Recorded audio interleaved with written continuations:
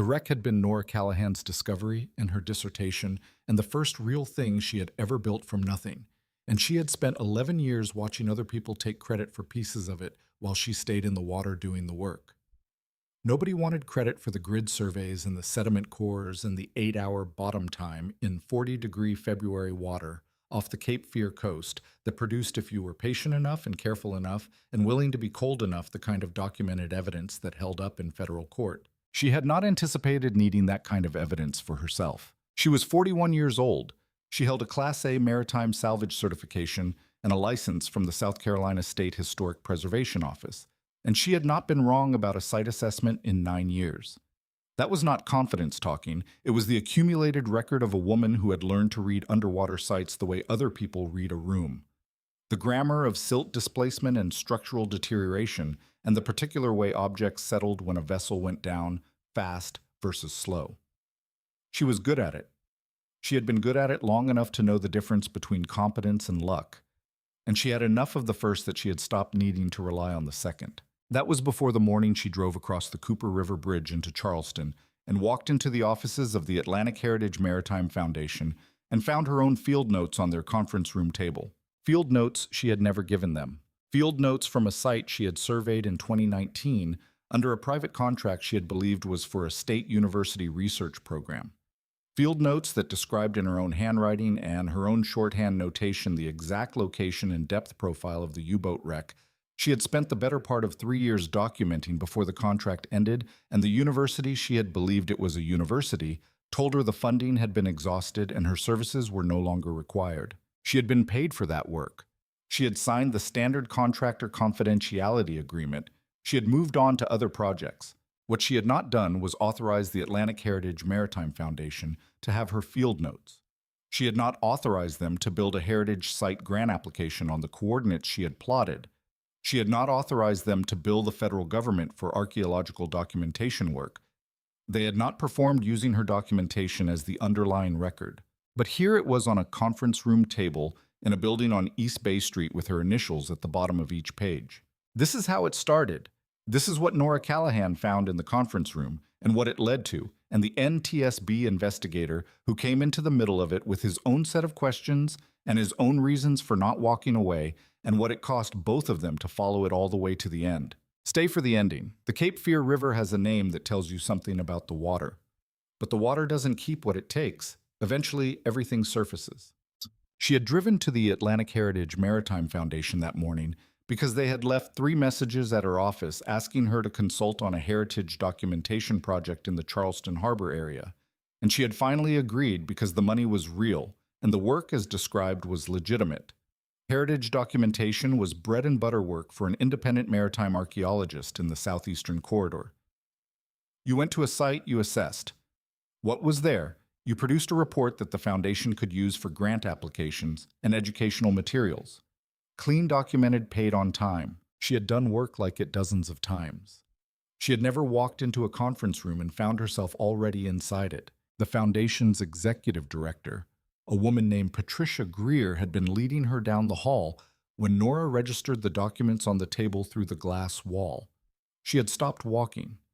Greer had taken 2 more steps before noticing. "Let's go in here," Nora said. It was not a question. She pushed open the door and went to the table and picked up the top document, a site survey summary. 8 pages. The header, reading Cape Fear Submerged, Heritage Site U472. The initials at the bottom of every page reading NC in the notation shorthand she had developed in graduate school and used consistently across 15 years of fieldwork. She put the document down. She looked at Patricia Greer. "Where did you get these?" she said. Greer was 53 with the particular polish of a nonprofit executive who had been navigating institutional relationships long enough to be able to control her face in almost any situation. Almost. "Those are Foundation archive materials," Greer said. "They're my field notes," Nora said. "My initials. My notation system. I'd know this handwriting in the dark."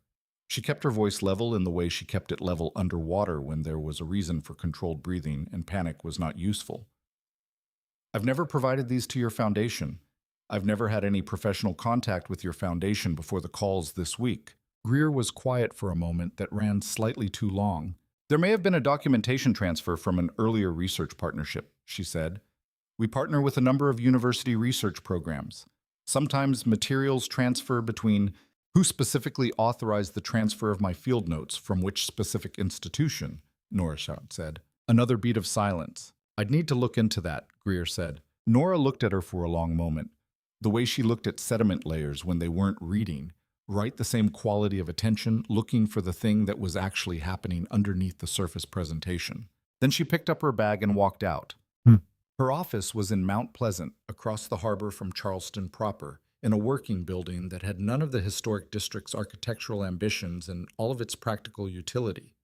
A ground-floor suite in a mixed-use building near the marina, with a parking lot that could handle a trailer and a storage room that could handle the dive equipment and the artifacts processing tables and the filing system that was the actual brain of Nora Callahan Maritime Archaeology, LLC. She went to the filing system, the Cape. Fear U4. 7-2 project was in a drawer she had not opened in 3 years, organized the way she organized everything by project code chronologically. Within the project, every document dated and logged in the master index. She pulled the complete file.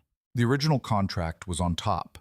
It was dated August 2019, and the contracting party was listed as Tidewater Research Associates, LLC, with a correspondence address in Raleigh, North Carolina, and a principal named Dr. Ward Holt, identified as Director of Maritime Research. She turned the contract over in her hands and looked at it the way she looked at everything in the water.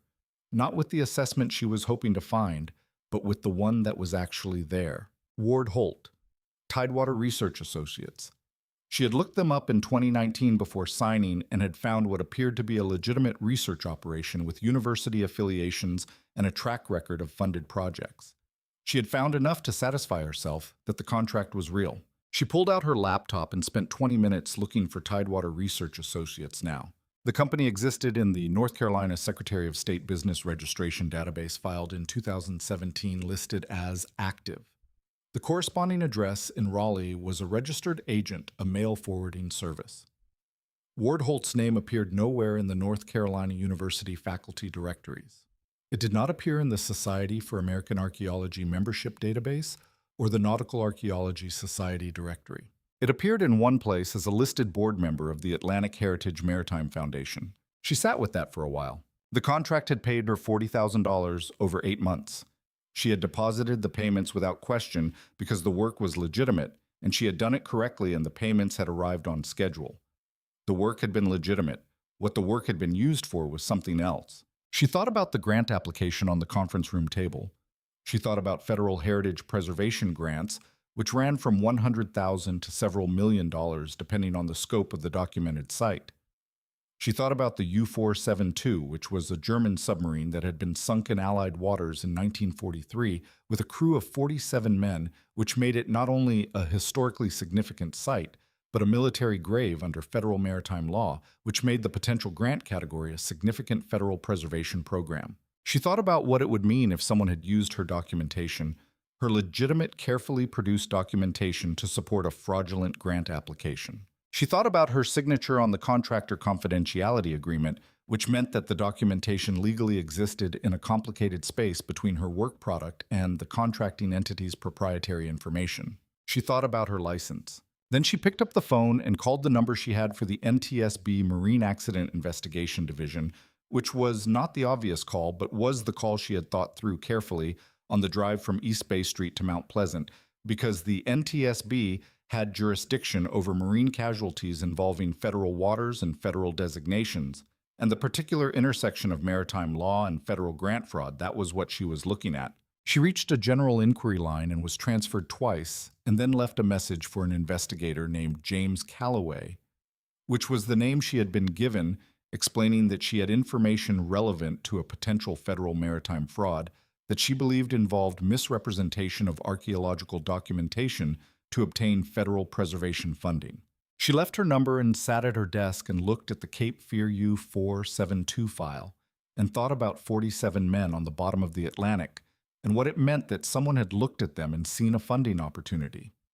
James Calloway called back the next morning at 8:15.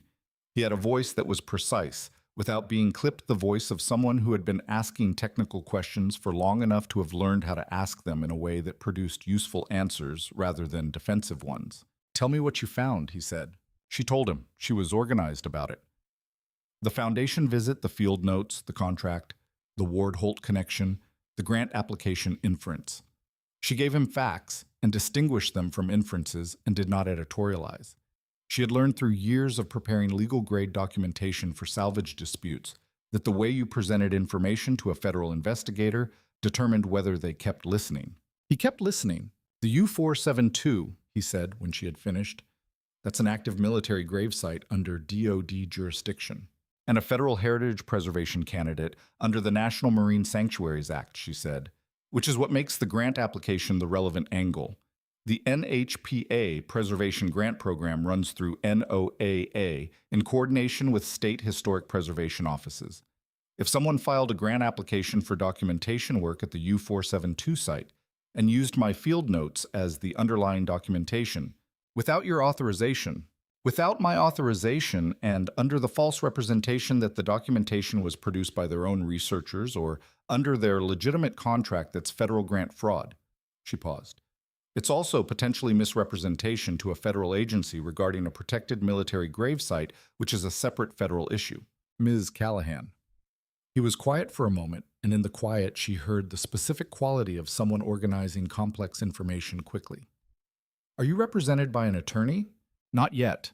I'd suggest retaining one before we go further with this conversation. Not because you're a target based on what you've described. You're a potential victim of the fraud and a material witness.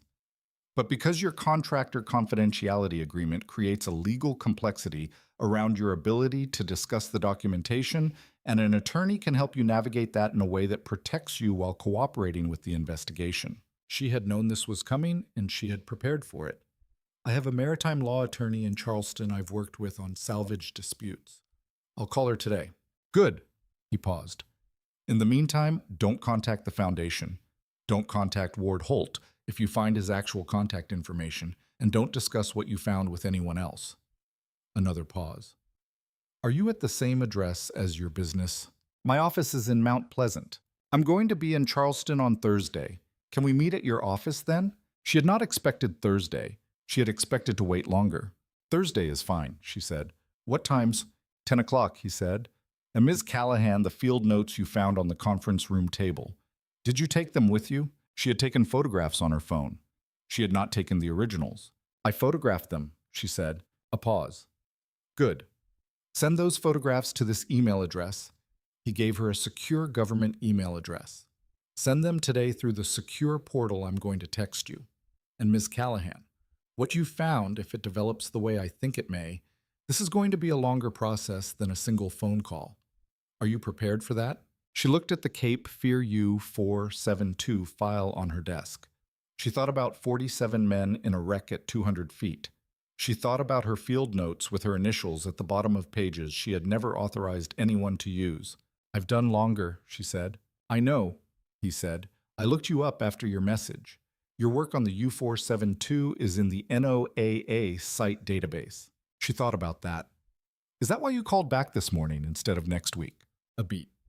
"The U-472 case has been flagged in a federal monitoring list for 14 months. Your call gave us something we didn't have." He paused. "See you Thursday." Her attorney, a woman named Carol Vance, who had been practicing maritime law in Charleston for 27 years, and had the particular calm of someone who had seen enough complicated situations to know which ones were actually complicated, came to the Mount Pleasant office on Wednesday afternoon and went through the contract and the field notes, and Nora's account of the foundation visit with the thoroughness of someone who was building a position, not listening for reassurance. "The contractor confidentiality agreement is real, but it's not unlimited," Carol said. "It binds you not to disclose proprietary research findings without authorization from Tidewater Research Associates, which is, as of your current research, essentially a shell entity.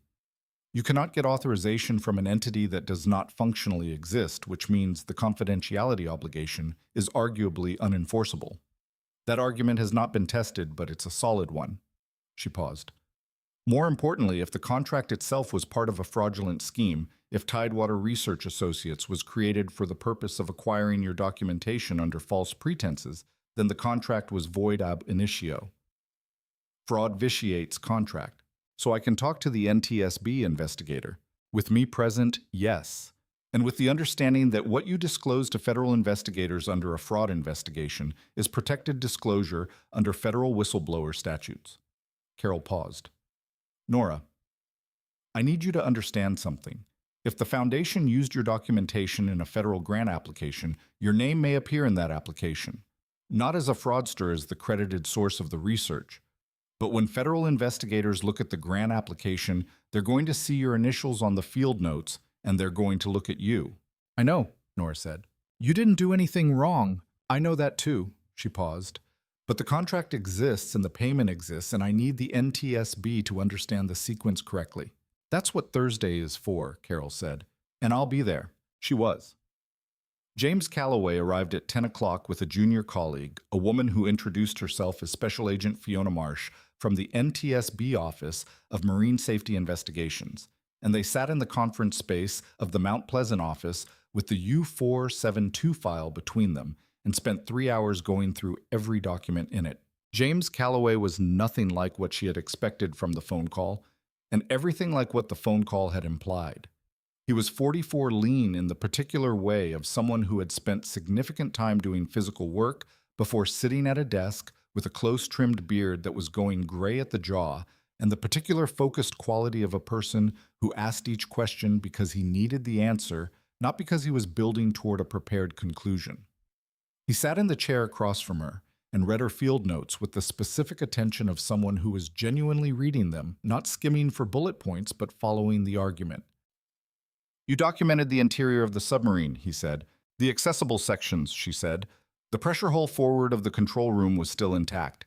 I could get through the after torpedo room and the crew quarters. The forward sections, the control room, the bow compartments were too compromised structurally. I didn't push the envelope. 200 feet on air with a compromised hull is not a situation you experiment with. He nodded. What did you find? Structurally consistent with a vessel sunk by depth charge, probably multiple charges given the stress patterns on the outer hull. The interior was in better condition than the exterior suggested. The pressure hull was doing its job even after 80 years. She paused. Personal effects. The crew quarters had the specific kind of material that accumulates when people live in a space, not cargo, not official equipment, personal items. Photographs, clothing books, a chess set. The items that men carry when they expect to be away for a long time. He was quiet for a moment. You documented all of this. In the field notes and in the photographic log. 17 underwater photographs from the 3 dive sessions inside the wreck. She looked at the file. The photographs are in here. The originals are on my backup drive time-stamped. We'll need copies of both. Carol and I can arrange that. She looked at him. What's in the grant application? Have you pulled it? He looked at her steadily. Yes. And he and Fiona exchanged a brief look. The Atlantic Heritage Maritime Foundation filed a federal preservation grant application with NOAA 14 months ago. The application was for a multi-year heritage documentation and preservation program at the U472 site. The grant amount requested was $1.4 million. He paused. The documentation package submitted with the application included a site survey report. The language in that report is consistent with your field notes. The photographic record submitted with the application matches your photographic log, I said. They submitted my photographs? Under the credit line, Atlantic Heritage Foundation Maritime Research Team. He held her gaze. The grant has not yet been awarded, it's in the review stage. The application is currently with NOAA's Heritage Grant Review Board, Carol said immediately. Has the foundation received any disbursements? A preliminary review disbursement of $35,000 was issued 4 months ago, standard practice for applications that pass initial review. The full grant disbursement would require the completion of the heritage review process. He paused. That process is now effectively on hold as of this morning. Nora looked at the table. $35,000 from a fraudulent application with $1.4 million pending. She thought about what the foundation had actually done with $40,000 of contractor fees to acquire her documentation and $1.4 million in federal grant money. How many sites? She said. Both of them looked at her. The U-472 isn't the only site I surveyed under that contract, she said. Tidewater Research Associates retained me for 8 months. The U-472 was the primary site, but there were 2 secondary surveys, a Civil War-era blockade runner off Cape Hatteras and a pre-revolutionary colonial vessel site in Charleston Harbor. She paused. If they have my field notes for U-472, they have field notes for those sites too. The quality of stillness that came over James Calloway then was not alarm. It was the specific quality of a person for whom the shape of a case has just clarified significantly. Fiona, he said. I'll pull the NOAA grant database for all Atlantic Heritage Foundation applications, Fiona said, and opened her laptop. Nora looked at James. How many sites are we talking about? That, Chet, he said, is what I need to find out. He looked at her steadily. Miss Callahan, I want to tell you something about the investigation you've walked into. Tell me. The Atlantic Heritage Maritime Foundation has been on a federal monitoring list for 14 months, not because of your documentation specifically, but because of anomalies in their grant reporting that suggested the documentation submitted with their applications was inconsistent with the resources they appeared to have. He paused. We knew something was wrong. We didn't know the mechanism. You've just given us the mechanism. My field notes are the mechanism, she said. Your field notes are one of them, possibly the primary one. He paused. The question now is how many applications they've filed and how many fraudulent documentation packages they've built. Fiona looked up from her laptop. 3 applications in the NOAA database. U-472, the Hatteras blockade runner, and a 3rd site, a colonial-era vessel in the Charleston Harbor area. She paused. Total requested across all 3 applications, $3.2 million. She paused again. Preliminary disbursements issued on 2 of them. Combined total received $68,000. All 3 sites, Nora said. All 3 sites I surveyed. The room was quiet, with the quality of a room in which the shape of something has become visible all at once, and no one is in a hurry to be the first to speak. Yes, James Calloway said. She went home to her apartment in the Old Village neighborhood of Mount Pleasant that evening, and stood in the kitchen and did not cook the dinner she had planned, and stood at the window that looked toward the harbor, the particular view of the Cooper River and the Charleston skyline across it that had been the reason she had taken this apartment 4 years ago, and which she still looked at in the way you looked at something that you chose for a reason and kept finding the reason. She had chosen maritime archaeology for a reason. 2 had chosen it specifically at 22 in the specific moment of understanding what it meant to be in the water above a wreck and know that you were in the presence of something that had been waiting at the bottom to be found and correctly understood. The discipline of it. The patient methodical accumulation of evidence about a site that could not speak for itself. The responsibility of being its interpreter had appealed to the part of her that believed the past had claims on the present, and that those claims required someone to take them seriously. She had taken them seriously. She had spent 15 years doing it correctly, and someone had taken what she'd done correctly and used it for something that was exactly the opposite of what she'd done it for. That was the thing that was sitting in her chest at the kitchen window looking at the harbor. Not the legal complexity, and not the threat to her license, and not the money. The thing that was sitting in her chest was the specific wrong of someone looking at 47 men in a submarine at 200 feet and seeing not the thing it actually was, but the thing they could extract from it. She called her sister in Asheville, who was a nurse practitioner and had no professional connection to any of this, and was the person Nora called when she needed to talk to someone who was not in the water with her. Tell me what happened, her sister said. She told her. Not the legal architecture of it, just the shape of it. The conference room, her field notes, the 47 men. Her sister was quiet for a moment. Is your license actually at risk? Carol doesn't think so. My attorney. The fraud voids the contract, which means I wasn't party to anything I was supposed to be bound by. She paused. But these things have a way of becoming complicated. What's the investigator like the NTSB man? She thought about it. He reads carefully. He asked about the chess set. What chess set? In the wreck. In this crew quarters. I mentioned it in passing, and he came back to it afterward. Asked about the condition and the material and how far inside the wreck it was. She paused. He wasn't asking for the investigation. He was asking because it mattered to him. Her sister was quiet for a moment. That's significant. It's a detail. That's what I said. Her sister paused. Be careful. Carol is there at every meeting. I didn't mean that kind of careful, her sister said. Nora looked at the harbor. The evening light over the Cooper River had the quality it had at this hour. In late October, the sun going down behind the city, the water catching it from the east, the specific color of a tidal river at the end of an October day. She had looked at this particular light from this particular window many times. She was not sure she had ever looked at it quite this specifically. "I'll call you when I know more," she said. To her sister said, "And Nora." "Yes. Those men deserve someone like you to be angry on their behalf." She thought about that for a while after she hung up. Then she went back to the Cape Fear U472 file, which she had brought home, and spent the evening going through every entry, every notation, every photograph description, and understanding now with the new information what it had been used for. She had documented a site with the care it deserved. Someone had taken that care and turned it into a transaction. She was going to make sure that transaction was reversed. The second meeting with James Calloway happened the following Tuesday at the Federal Building in downtown Charleston, with Carol present and Fiona Marsh and a third investigator who was introduced as working the financial component of the case.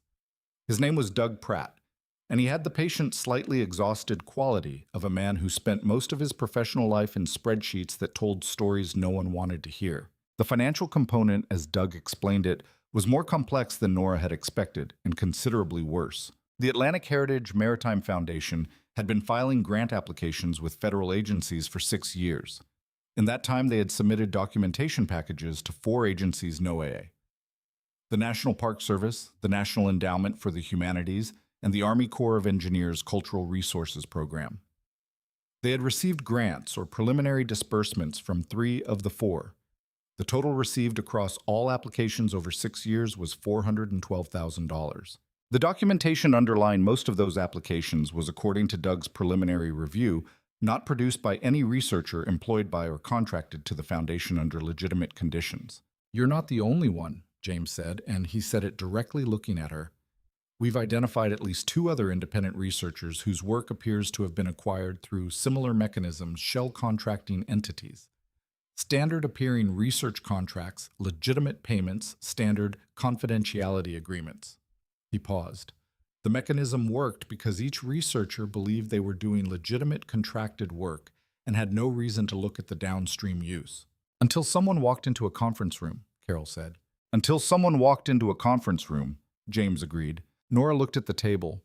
"Patricia Greer, she's the executive director. She runs the foundation's operations. Is she the principal?" James and Doug exchanged a look that she was learning to read as the look between 2 investigators who knew more than they were positioned to share yet. "The investigation is active," James said. "What I can tell you is that the foundation's leadership structure is part of what we're examining." "That's not an answer." "It's the answer I have today." He looked at her steadily. "Ms. Callahan, I want to be honest with you about something."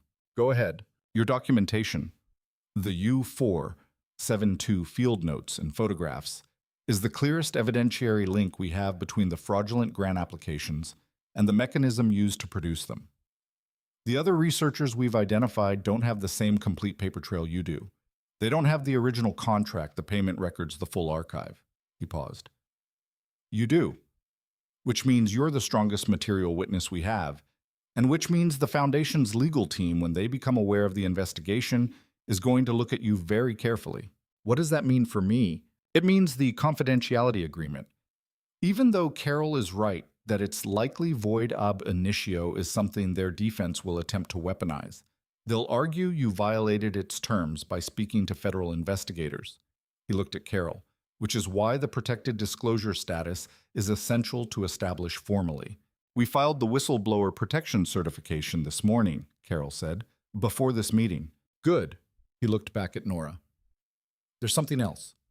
The Ward Holt named the principal listed on the Tidewater Research Associates contract. "We've been working to identify the person behind that name." He paused. "The name is a construction. There is no Ward Holt. The person who ran Tidewater Research Associates, based on financial trace and digital footprint, is a man named Garrett Cross." She waited. Garrett Cross is 51 years old. He's a former Marine surveyor. He had a career in commercial marine insurance assessments for 12 years before he transitioned into what he describes as maritime heritage consulting in 2017. He has no archaeological credentials and no federal research affiliations. James paused. He is, however, listed as a board member of the Atlantic Heritage Maritime Foundation in the current year's IRS filings. So Cross-invented Tidewater hired me under a false identity, acquired my documentation, and then fed it to the foundation where he sits on the board, Nora said. That's the working conclusion. And Patricia Greer knows this. Patricia Greer has been the executive director for 4 years. The financial structure of the foundation, the grant applications, the disbursement management runs through her office. He said it carefully in the way of someone who was distinguishing between established evidence and working inference. What she knew and when she knew it is part of what the investigation needs to establish. Nora thought about the conference room, the way Greer's face had moved when she asked where the field notes came from, the specific quality of the not answer she had given. Greer had known. Is there more? She said. James looked at the table for a moment. There may be a fourth component to this, beyond the grant fraud and the documentation fraud. He looked up at her. The wreck sites that were used in the grant applications, the U-472, the Hatteras blockade runner, the Charleston Harbor colonial vessel, the grant applications included provisions for collection management of any artifacts recovered during the preservation documentation process. She went very still. That's a standard clause in preservation grants, she said carefully. Yes, it's standard because it's meant to apply to incidental finds during legitimate preservation survey work, objects that require removal for conservation purposes under federal archaeological protocols. He paused. The Foundation's accounting records, which Doug has been reviewing, show payments to a collection management contractor that are inconsistent with incidental find quantities. The amounts paid suggest a volume of artifact processing that significantly exceeds what incidental find provisions would cover. She looked at him. They've been pulling artifacts. We believe so, from at least one of the sites. He held her gaze. The U-472 is a military grave under active Department of Defense jurisdiction. Removal of any material from a military grave site, any material including personal effects, is a federal felony. The chess set. She thought about the chess set. Someone has been inside that wreck, she said, since my surveys. The timeline of the disbursement suggests the artifact processing began after the preliminary grant disbursement was issued 4 months ago. He paused. We have a dive boat registered to a company affiliated with the foundation that has been operating in the Cape Fear area in the past 4 months.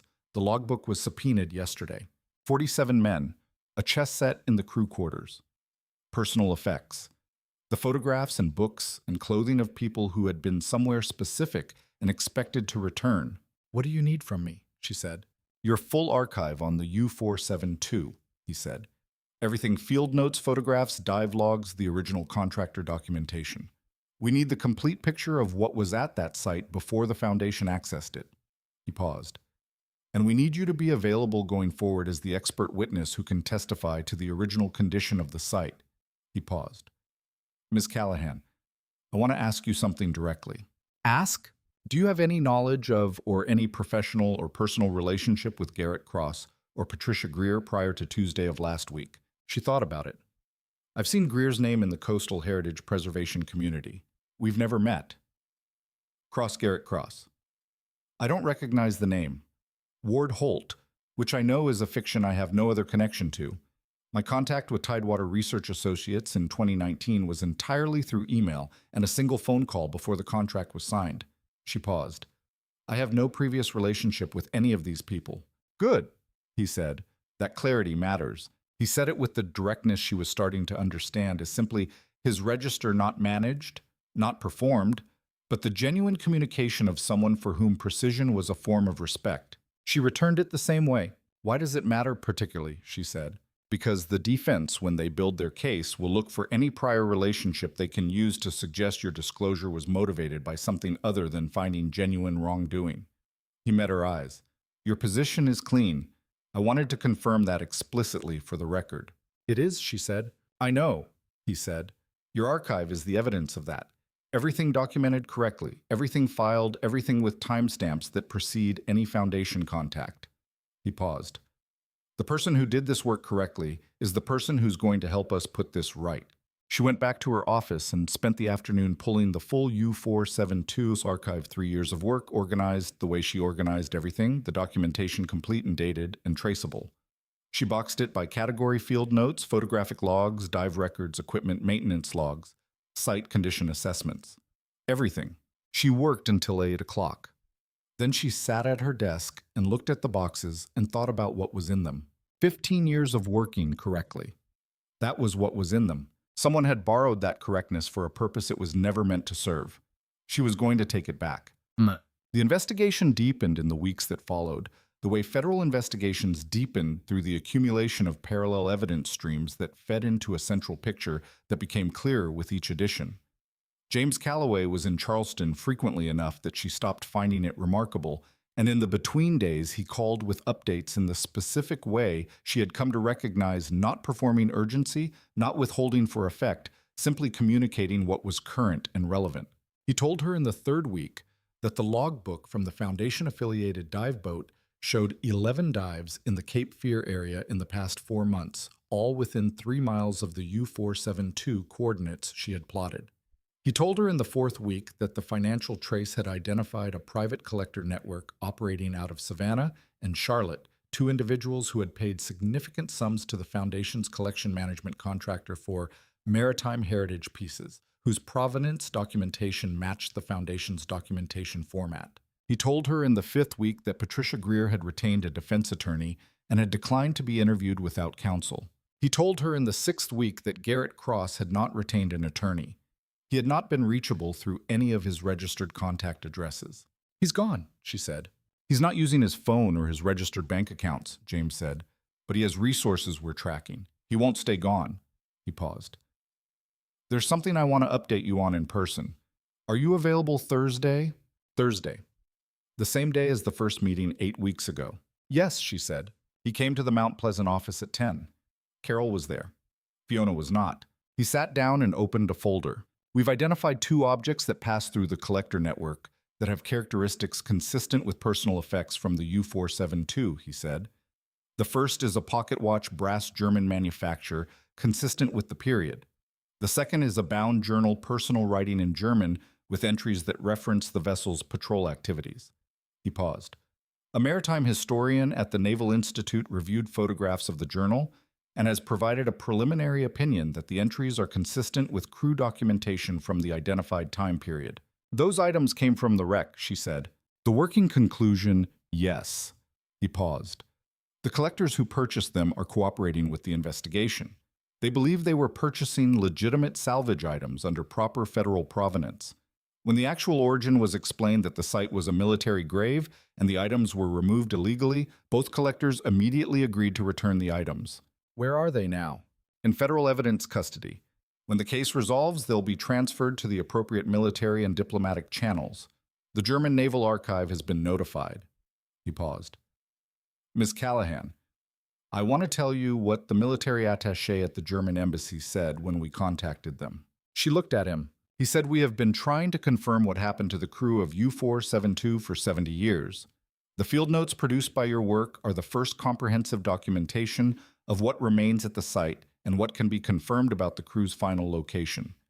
He said, "When the criminal case is resolved, we would like to formally recognize the contribution of the person who documented the site correctly." He held her gaze. "He meant you."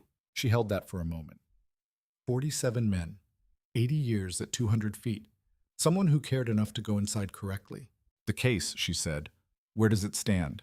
"Federal warrants for Garrett Cross are being filed this week once we have a confirmed last known location from the financial trace. Warrant applications for Patricia Greer are ready and waiting on a single additional piece of documentation we expect from the bank's compliance division by end of week." He paused. "The collector network, the 2 buyers will likely face civil rather than criminal consequences given their cooperation and apparent good faith. The money they paid into the network is a different matter. How much total? The 2 confirmed transactions total $67,000. The Foundation's accounting suggests there may have been additional transactions we haven't yet traced." He looked at his folder. "The full grant fraud exposure is $3.2 million in applications, $68,000 in received disbursements. The artifact theft is a separate criminal matter." He paused. "All of this traces back to your field notes. All of this traces back to someone deciding that 3 wrecks and 47 men were a business opportunity," she said. "Yes," he said it without hedging. That's exactly what happened. She looked at the window, the harbor visible beyond the parking lot, the October light on the water.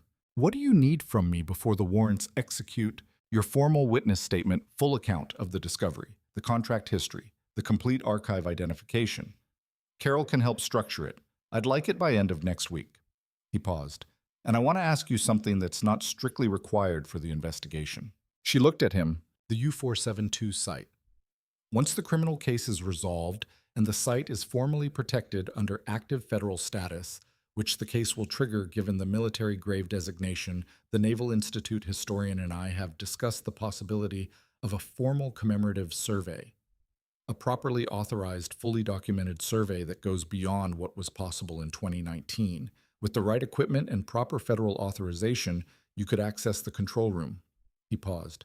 You'd be the obvious choice to lead that survey, if you'd want to. She looked at him. He was doing the things she had noticed since the first meeting, not performing the offer, not engineering a reason to extend their contact, simply saying the real thing because it was the real thing. You've been planning for the case's resolution, she said. The case is going to resolve correctly, he said. I plan for that. She looked at the harbor. Yes, she said. I want to do that survey. Good. He stood. One more thing. Yes, Garrett Cross was located this morning by the financial trace. He's in Hilton Head at a rental property registered to an entity that routes back to the collection management contractor. He doesn't know we have him. He paused. The warrants execute Friday morning. She thought about the conference room 8 weeks ago. Her field notes on the table. The specific way Patricia Greer's face had moved when she asked the question. Friday, she said. I'll call you when it's done, he said. He left. She sat at her desk and looked at the harbor and thought about the work that had brought her here, 15 years of underwater sights, of knowing when something was documented correctly and when it wasn't, of the specific discipline of going back down again, when the first dive hadn't given you everything you needed. She had built the case out of doing the work correctly. Now the case was going to do what correctly done work was supposed to do. She went back to the archive. There was more to organize before Friday. Friday came with the specific quality of a day that had been prepared for the weather, off the Charleston coast clear and cold, the harbor light doing its November thing low and precise and without drama. She was at her desk at 6 a.m. with the formal statement draft Carol had helped her finalize and the archive organized for federal evidence transfer and the particular taut stillness of someone who had been waiting for a thing to happen and was now in the last hours before it did. James called at 8:47. Cross is in custody, he said. Greer was brought in at 8:15. They're being processed now. A pause. The collection management contractor, a man named Roy Vickers, who ran the artifact sales, surrendered voluntarily when his attorney advised him that the cooperative posture was his best option. She closed her eyes for a moment. Three. And the two collector witnesses cooperating. And the financial records, and the grant documentation, and your archive. He paused. Nora. It was the first time he had used her name. Not her title, not her surname, her name. She registered it with the particular attention of someone who had been cataloging small, precise things for 8 weeks, and for whom this was a specifically different category. Yeah? Yes, she said. The field notes on the U-472, the photographs, the dive logs.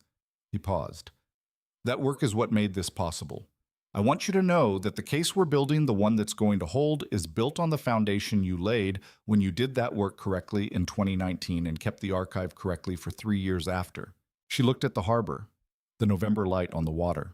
The work was supposed to be for the men on the wreck, she said. It was, he said, and it will be.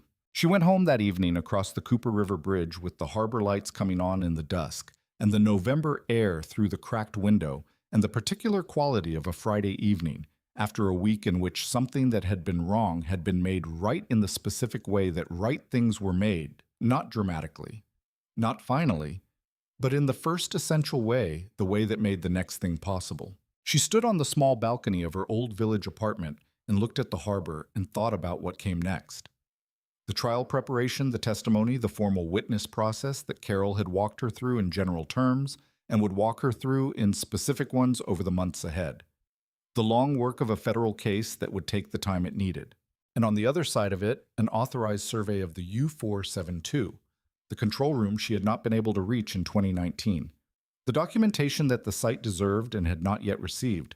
She thought about James Calloway sitting across her conference table and asking about the chess set. The quality of that question not asked for the investigation asked because the chess set mattered to him. She thought about what it meant to be the kind of person who asked that question in the middle of a fraud investigation. Her phone rang. Her sister in Asheville. "Tell me what happened today," her sister said. She told her. All of it. The warrants, the arrests, the call at 8:47. Her sister was quiet for a moment.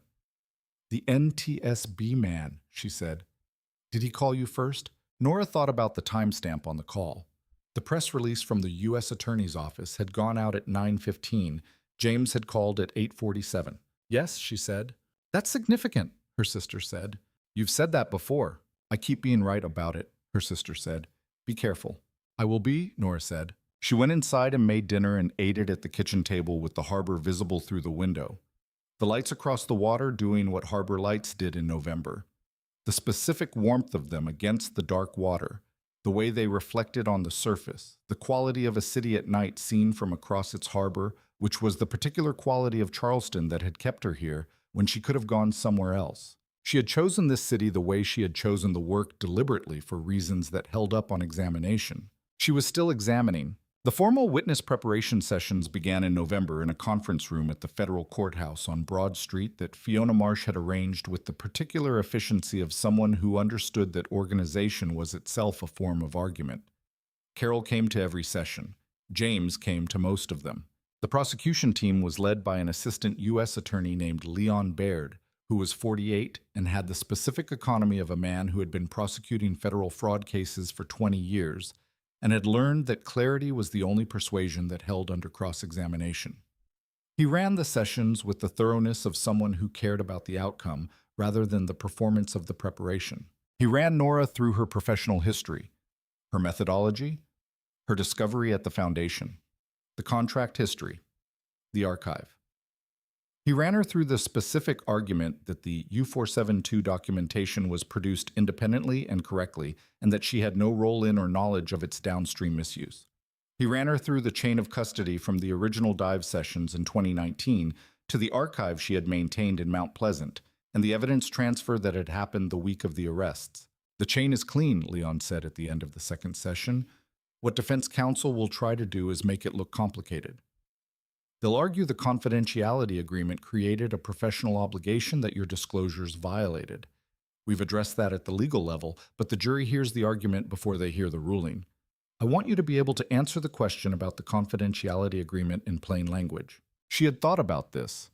"I signed a confidentiality agreement with a company that did not exist for the purposes it represented. The company was a construction designed to acquire my work product through false pretenses. You cannot have a binding obligation to a fraud." She paused.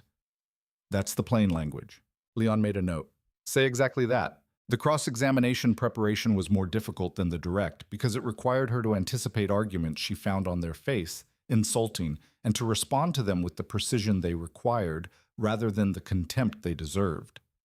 The insults were the usual ones for a female expert witness in a technical field: her credentials, her independence, her financial motive, her relationship to the investigating authority. She handled the credentials challenge easily. Her publication record and her certification and her documented case history were what they were. The financial motive challenge was more interesting. Defense counsel would argue that her disclosure had been motivated by a desire to avoid liability under the confidentiality agreement, that by going to federal investigators first, she had preemptively positioned herself as a whistleblower rather than a contract breaker. She answered that she had called the NTSB before she had any legal advice about the confidentiality agreement's enforceability. She had called because she had found evidence of wrongdoing, and the correct response to evidence of wrongdoing was to report it. The legal protection followed. It didn't proceed. "And the sequence is documented," James said from across the table. "The call log is time-stamped," she said. "My call to the NTSB inquiry line was at 2:14 p.m. on a Tuesday. My call to Carol was at 4:30 the same day." "Good," Leon said. "Keep the sequence clear. The sequence is the argument." It was the fourth session on a Wednesday in December that produced the question she had been expecting since the beginning. "Your working relationship with Investigator Calloway has been ongoing for approximately 2 months," defense counsel's mock argument went. "You have met with him on numerous occasions, both in professional settings and outside them. Isn't it possible that your testimony has been shaped by the developing relationship rather than by the independent evidence? She looked at Leon, who was playing the cross-examining attorney. Investigator Calloway reviewed the evidence I provided, she said. He did not produce or review the evidence before the investigation began. The archive existed in my files from 2019, documented, time-stamped, and completely independent of any contact with his office.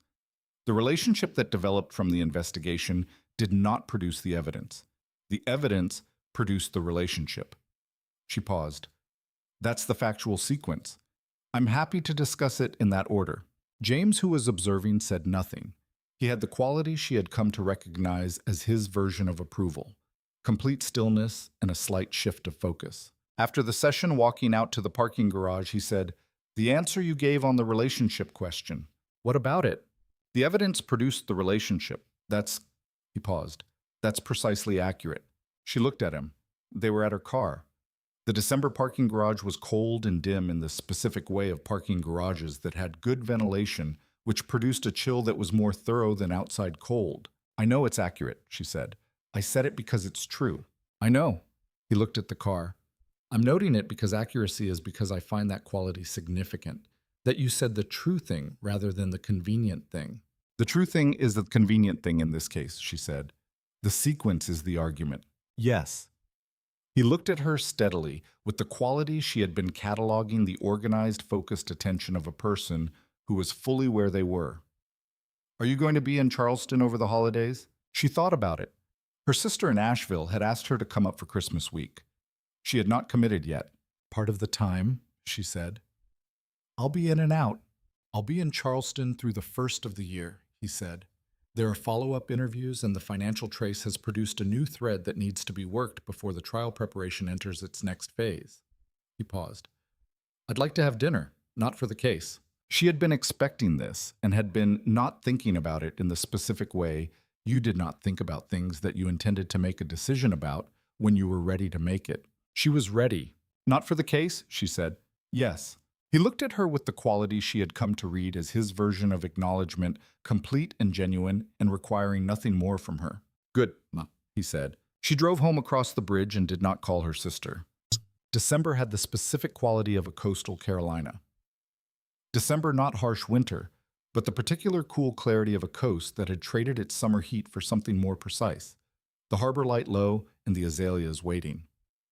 Nora worked her other cases and attended the federal preparation sessions and had dinner with James twice before Christmas, once at a restaurant on the waterfront in the French Quarter, and once at a place in North Charleston that had no tourist ambitions and very good local seafood and had been there since before either of them had been in the city. She learned things about him across those dinners that she would not have learned in the conference room that he had been in the Coast Guard before the NTSB 8 years on active duty, including 2 years as a Marine safety officer in the Pacific Northwest, that had given him a specific understanding of what maritime disasters looked like from the recovery end, that he had gone to law school at Georgetown because he wanted to investigate the causes of maritime accidents rather than respond to them, which was a distinction that had made sense to him at 32 and still made sense to him at 44, that he had been in the Southeastern Corridor for 5 years based in Charleston because the case density in this region was unlike anywhere else in his jurisdiction.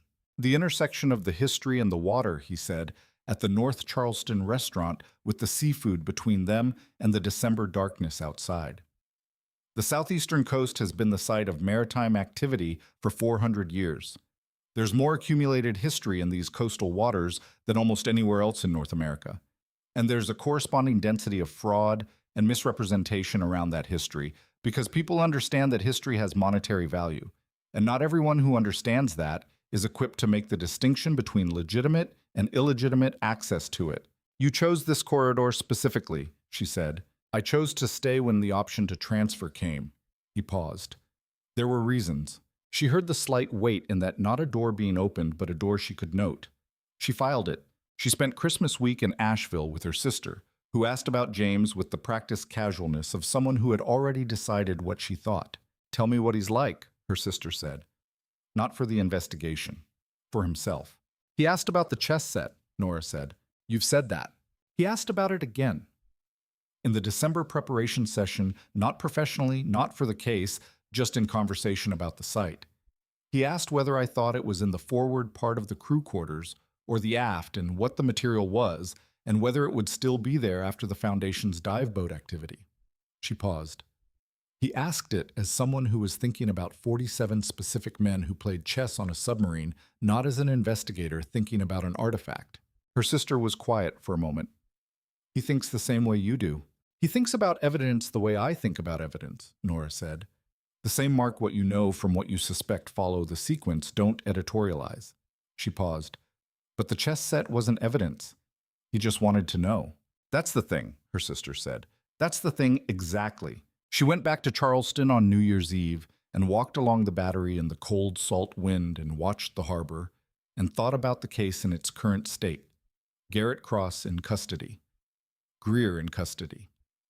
The trial estimated for late spring, the evidence assembled and organized and ready to be built into a formal prosecution. The months ahead were the months of patience, the pre-trial period of parallel evidence threads, and witness preparation, and the slow movement of federal case machinery toward the courtroom. She was prepared for patience. 15 years of underwater site work had produced, among other things, a specific tolerance for the kind of time that produced results only when you did not rush it. James called at 11:30. "Are you at the battery?" he said. "How did you know? You mentioned you walked there when you needed to think." He paused. "Are you doing okay?" She looked at the harbor in the December becoming January dark, the lights of the ships at anchor and the Sullivan's Island lighthouse, and the distant shape of Fort Sumter low on the water. "I'm doing better than okay," she said. "The case is solid." "The case is very solid." He paused. "That's not what I was asking." She held the phone and looked at the harbor. "I know." A pause, and in the pause she could hear something not quite the sound of another harbor, but the specific quality of a man standing somewhere outside on New Year's Eve and looking at water. "Where are you?" she said. "The Arthur Ravenel Bridge," he said. "The walkway." A pause. "I walk it when I need to think." She looked at the harbor. He was one bridge and a harbor away. "Happy New Year," she said. "Happy New Year," he said. "I'll see you Tuesday." "Tuesday," she said. She stayed at the battery until midnight and then walked home through the cold, empty streets of the old village. The holiday lights still in the windows and the harbor air carrying the specific smell of the tidal creek salt and pluff mud and the particular quality of a coastal night in the first hours of a new year. The case would take the time it took. She was prepared to take that time correctly. January moved the way federal pretrial months moved, with the density of accumulated detail each day, producing something that fed into the central picture without fully resolving it. The financial trace that James had mentioned produced in the second week of January a significant development. The artifact sale proceeds from the collector network had not stayed in the Foundation's accounts. They had been transferred over 18 months to a private account in Patricia Greer's name in a Cayman Islands affiliate institution. $407,000 over 18 months. Not the full amount of the collector payments, the full amount had passed through the Foundation's accounts and the collection management contractor's accounts before being distributed. $407,000 was Greer's personal take. She wasn't a naive executive director who didn't ask questions, James said on a Tuesday morning at the federal building. She was the financial architect. Cross provided the documentation mechanism, Nora said. She provided the institutional credibility. The Foundation's name on the grant applications, the established relationship with federal agency reviewers, the track record of legitimate programming. She'd been building the Foundation's credibility for 4 years before the fraud began. That was the setup. He looked at the table. The prosecution theory is joint enterprise Cross and Greer as co-principals, Vickers as the operational arm of the artifact theft component. And the two buyers were the end of the chain. The two collectors, yes, both fully cooperating, both able to testify about what they were told about provenance. He paused. "Nora, there's something in the financial trace that I want you to know before you see it in the pre-trial disclosure." She looked at him. "The $40,000 paid to you in 2019 under the Tidewater Research Associates contract. Trace the source of those funds." He paused. "They came from the Foundation's operational account. Not from a separate research budget, not from external research funding from the Atlantic Heritage Maritime Foundation's general operating funds. She absorbed that. The Foundation directly funded the acquisition of my documentation. Laundered through the Tidewater Research Associates shell, yes. Your contractor payments were Foundation money."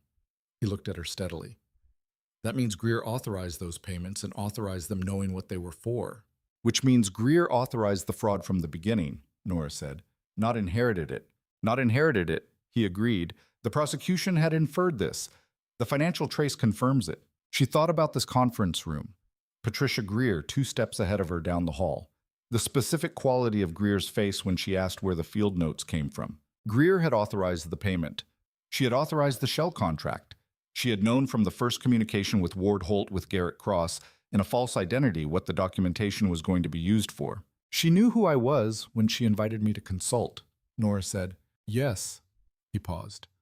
She invited you to the conference room to assess whether you were a threat, whether you were the kind of person who would recognize her own field notes on a conference table, or whether you would mistake them for Foundation archive materials. She underestimated the notation system, Nora said. She underestimated you, James said. She held that. Then the U-472. The artifacts that were pulled. Roy Vickers ran the collection management contractor. Did he go into the water himself, or did he hire divers? He hired divers. 2 men who had done commercial dive work in the southeastern corridor, and who apparently did not ask questions about the legal status of the sites they were working.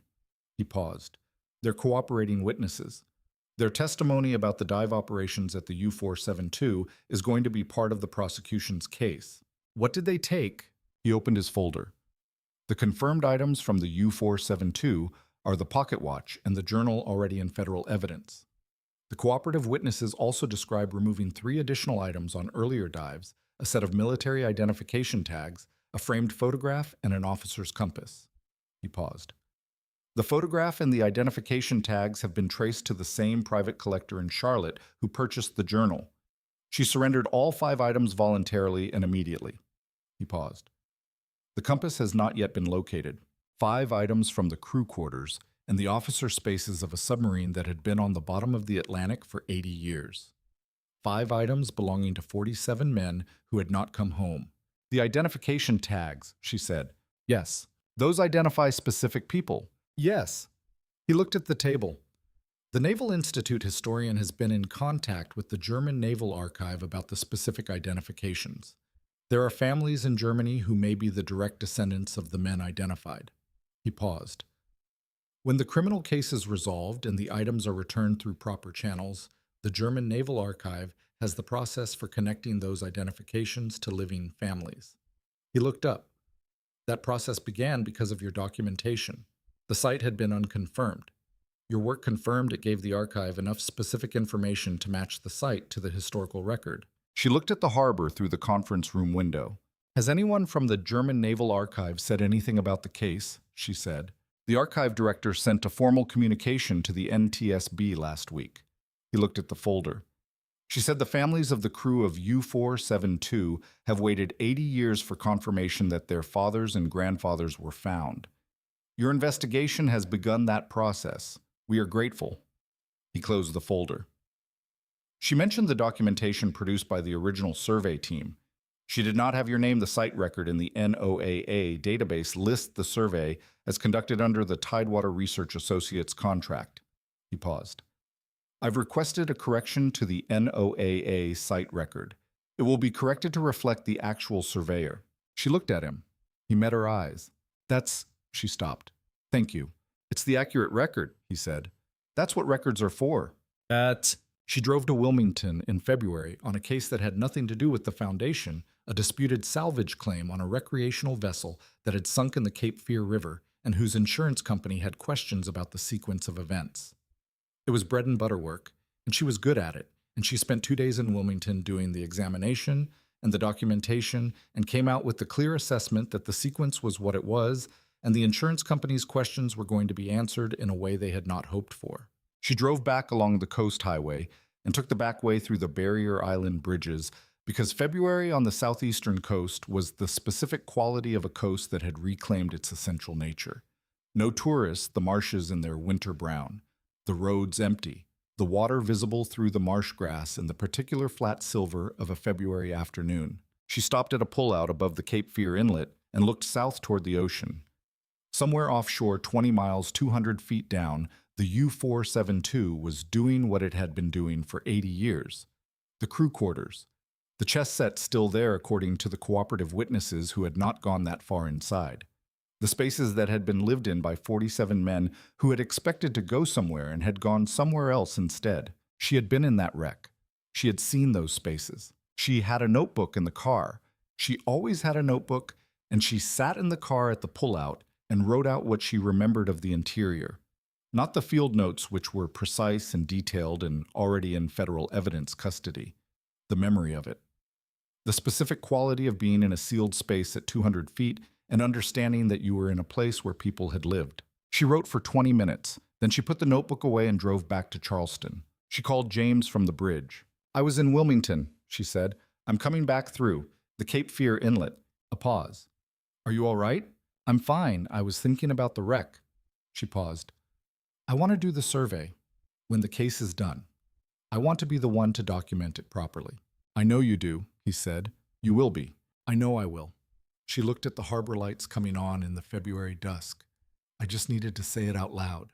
"Say it as many times as you need to," he said. She smiled at the Cooper River Bridge. "That's an unusually gentle response." "I'm practicing," he said. She laughed. It was not a laugh she had produced often in the previous 4 months, and it felt like the right thing to be doing on a February bridge at dusk. "Come to dinner Thursday," she said. "I'm going to cook, my apartment. I'm tired of restaurants." A pause that had his characteristic quality of complete attention. "Yes," he said. 7 o'clock. 7 o'clock, he said. She drove the rest of the way home in the February dark, and the specific quality of the harbor at night from the bridge, the lights of the ships, and the Sullivan's Island lighthouse, and Fort Sumter low on the water, and she thought about the case and the trial, and the months ahead, and she thought about the survey she was going to do on the other side of it, and she thought about a man who asked about chess sets, and practiced gentleness, and drove to a bridge when he needed to think. She thought about what it meant to do the work correctly and to find in the doing of it the specific kind of person who understood why. She went home and planned what to cook. The pretrial months produced in March the development that James had characterized as the most significant unexpected finding of foresight. The financial records from Greer's Cayman account had produced a transaction that Doug Pratt working backward through the payment chain with the patience of a man who lived in spreadsheets identified as connected to a different artifact category. Not documentary materials, not personal effects, but navigational instruments. High-value collector-grade pre-electronic maritime instruments. Sextants, chronometers, a ship's compass with provenance that could be verified to specific vessels. The source was not the U-472 or either of the other 2 sites Nora had surveyed. It was a site she had never been to a colonial-era merchant vessel in the waters off Ocracoke Island in the Outer Banks that had not been listed in any of the Tidewater Research Associates contract documentation she had seen. They had a 4th documentation source, she told James when he briefed her on the finding. "A 4th researcher," he said. "We've identified her. She's a maritime archaeologist based in Raleigh. Her name is Dr. Simone Archer.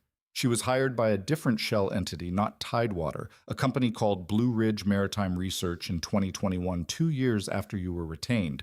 The mechanism was identical. Does she know?" "We contacted her Monday. She did not know." He paused. "She's cooperating fully. She's angry in a specific and productive way." Nora understood the specific and productive way. The Ocracoke site, what was taken from it? The navigational instruments were the confirmed items. But the Ocracoke vessel is a different category from the U-472. It's an 18th century merchant vessel, not a military grave, and its legal protection status is different. He paused, which is possibly why Cross chose it as an additional source. The penalty structure for material removal from an 18th century commercial wreck is less severe than from a federal military grave. "Less severe, but still federal," Nora said. "Still federal, still part of the prosecution's case." He looked at the table. With Simone Archer's documentation and testimony, the prosecution's picture of the mechanism is complete. 2 researchers, 4 sites, 1 mechanism, 2 principals, 1 operational arm. He paused. "Leon Baird says the case is as tight as any fraud case he's built in 20 years. When is the trial?" 3rd week of April. 8 weeks. 8 weeks. She thought about what 8 weeks looked like. The preparation sessions, the formal statement, review the evidence archive in federal custody, the testimony schedule. It was visible from here. She could see the shape of it from where she was standing. "I want to meet Simone Archer," she said. She's coming to Charleston next week for her own preparation sessions. I'll introduce you. Simone Archer was 38, direct in the way of someone who had spent significant time doing field work alone and had not developed the professional softening that institutional life produced. She sat down at the conference table in the Mount Pleasant office, which Nora had offered as a meeting space, and said, "You're the one who found the conference room." "Yes," Nora said. "If you hadn't walked in that day, I'd still be thinking the Blue Ridge Maritime Research contract was legitimate." She looked at the table. "My work on the Ocracoke site was the most thorough documentation I'd done on an 18th century commercial vessel. I was proud of it. I'm still proud of it." She paused. "And it was being used to steal navigational instruments from a vessel that was part of the colonial maritime record of the North Carolina coast." "Your work will be part of the prosecution," Nora said. "Your documentation is going to be in the federal record for the Ocracoke site." "As the work of a researcher who was defrauded," Simone said. "As the work of a researcher who documented the site correctly," Nora said.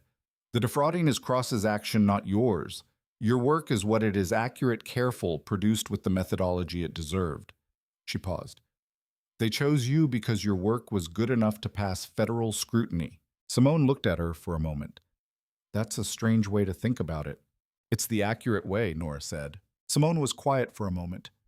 "The investigator Calloway. Is he—" She paused. "What's he like at—" "He read my field notes," Nora said. "Actually read them." Simone understood what that meant. "Oh," she said. Yes," Nora said. They had coffee and talked about the case and about the sites and about what the correct documentation of underwater heritage looked like and what it was supposed to do, and Nora felt the specific quality of being in conversation with someone who had the same understanding of the work's purpose, not as abstract principle, but as the actual reason you went into the water in the first place. At the end of it, Simone said, "The U472 survey. When the case is done," Calloway mentioned it. "I'm going to do it," Nora said. "I'd like to be on the team," Simone said. "If you want another archaeologist." The instruments from the Ocracoke site are one thing. Those are colonial commerce. The U472 is different. Those are specific people. She paused. "I've been thinking about that since Monday." "When the case is done," Nora said. "We'll talk about it then." Simone nodded. "When the case is done." But the trial date came with the specific energy of a preparation that had been running for months, suddenly arriving at its moment. Nora drove to Columbia. The federal district court was there on a Sunday evening in the third week of April, and checked into a hotel and spent the evening reviewing the testimony outline she had been over 60 times, and then stopped reviewing it because the 60th review was not going to produce anything the first 59 had not. She called James. "Are you reviewed out?" he said. "Thoroughly," she said. "I know the testimony." "You do?" He paused. "Are you all right?" Nervous in a useful way, she looked at the hotel window, the Columbia night outside. Not a harbor, not salt air, the particular smell of an inland South Carolina city in late April, different from the coast. "Tell me something that's not about the trial." He was quiet for a moment. "The architect who designed the NTSB building in Washington misidentified the compass points in the original plan. The building was built facing south-southwest when the plan called for due south. No one noticed for 15 years. She laughed. "That's an unusually specific piece of information. I was in Washington last month. I had occasion to check the compass in the lobby." A pause. "The building faces the wrong direction and no one cares. Evidence of incompetence that survived the scrutiny of a federal building inspection," she said. "Or evidence that sometimes the thing works out despite the error." He paused. "Nora." "Yes." "The case is going to hold. The evidence is complete and the chain is clean and the prosecution has built it correctly." He paused.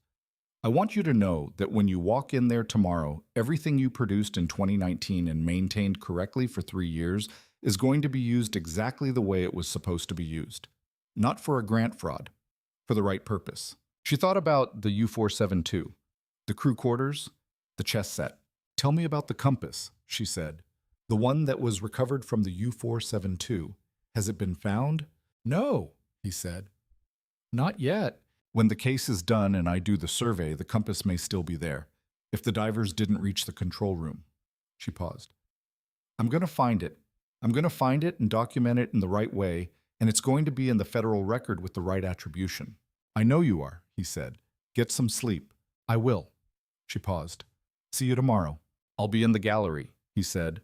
First row. She went to sleep in the Columbia Hotel with the spring night outside, and the taste of salt air missing from the air, and thought about a compass at 200 feet in a submarine and what it would mean to bring it up into the light and give it the right name.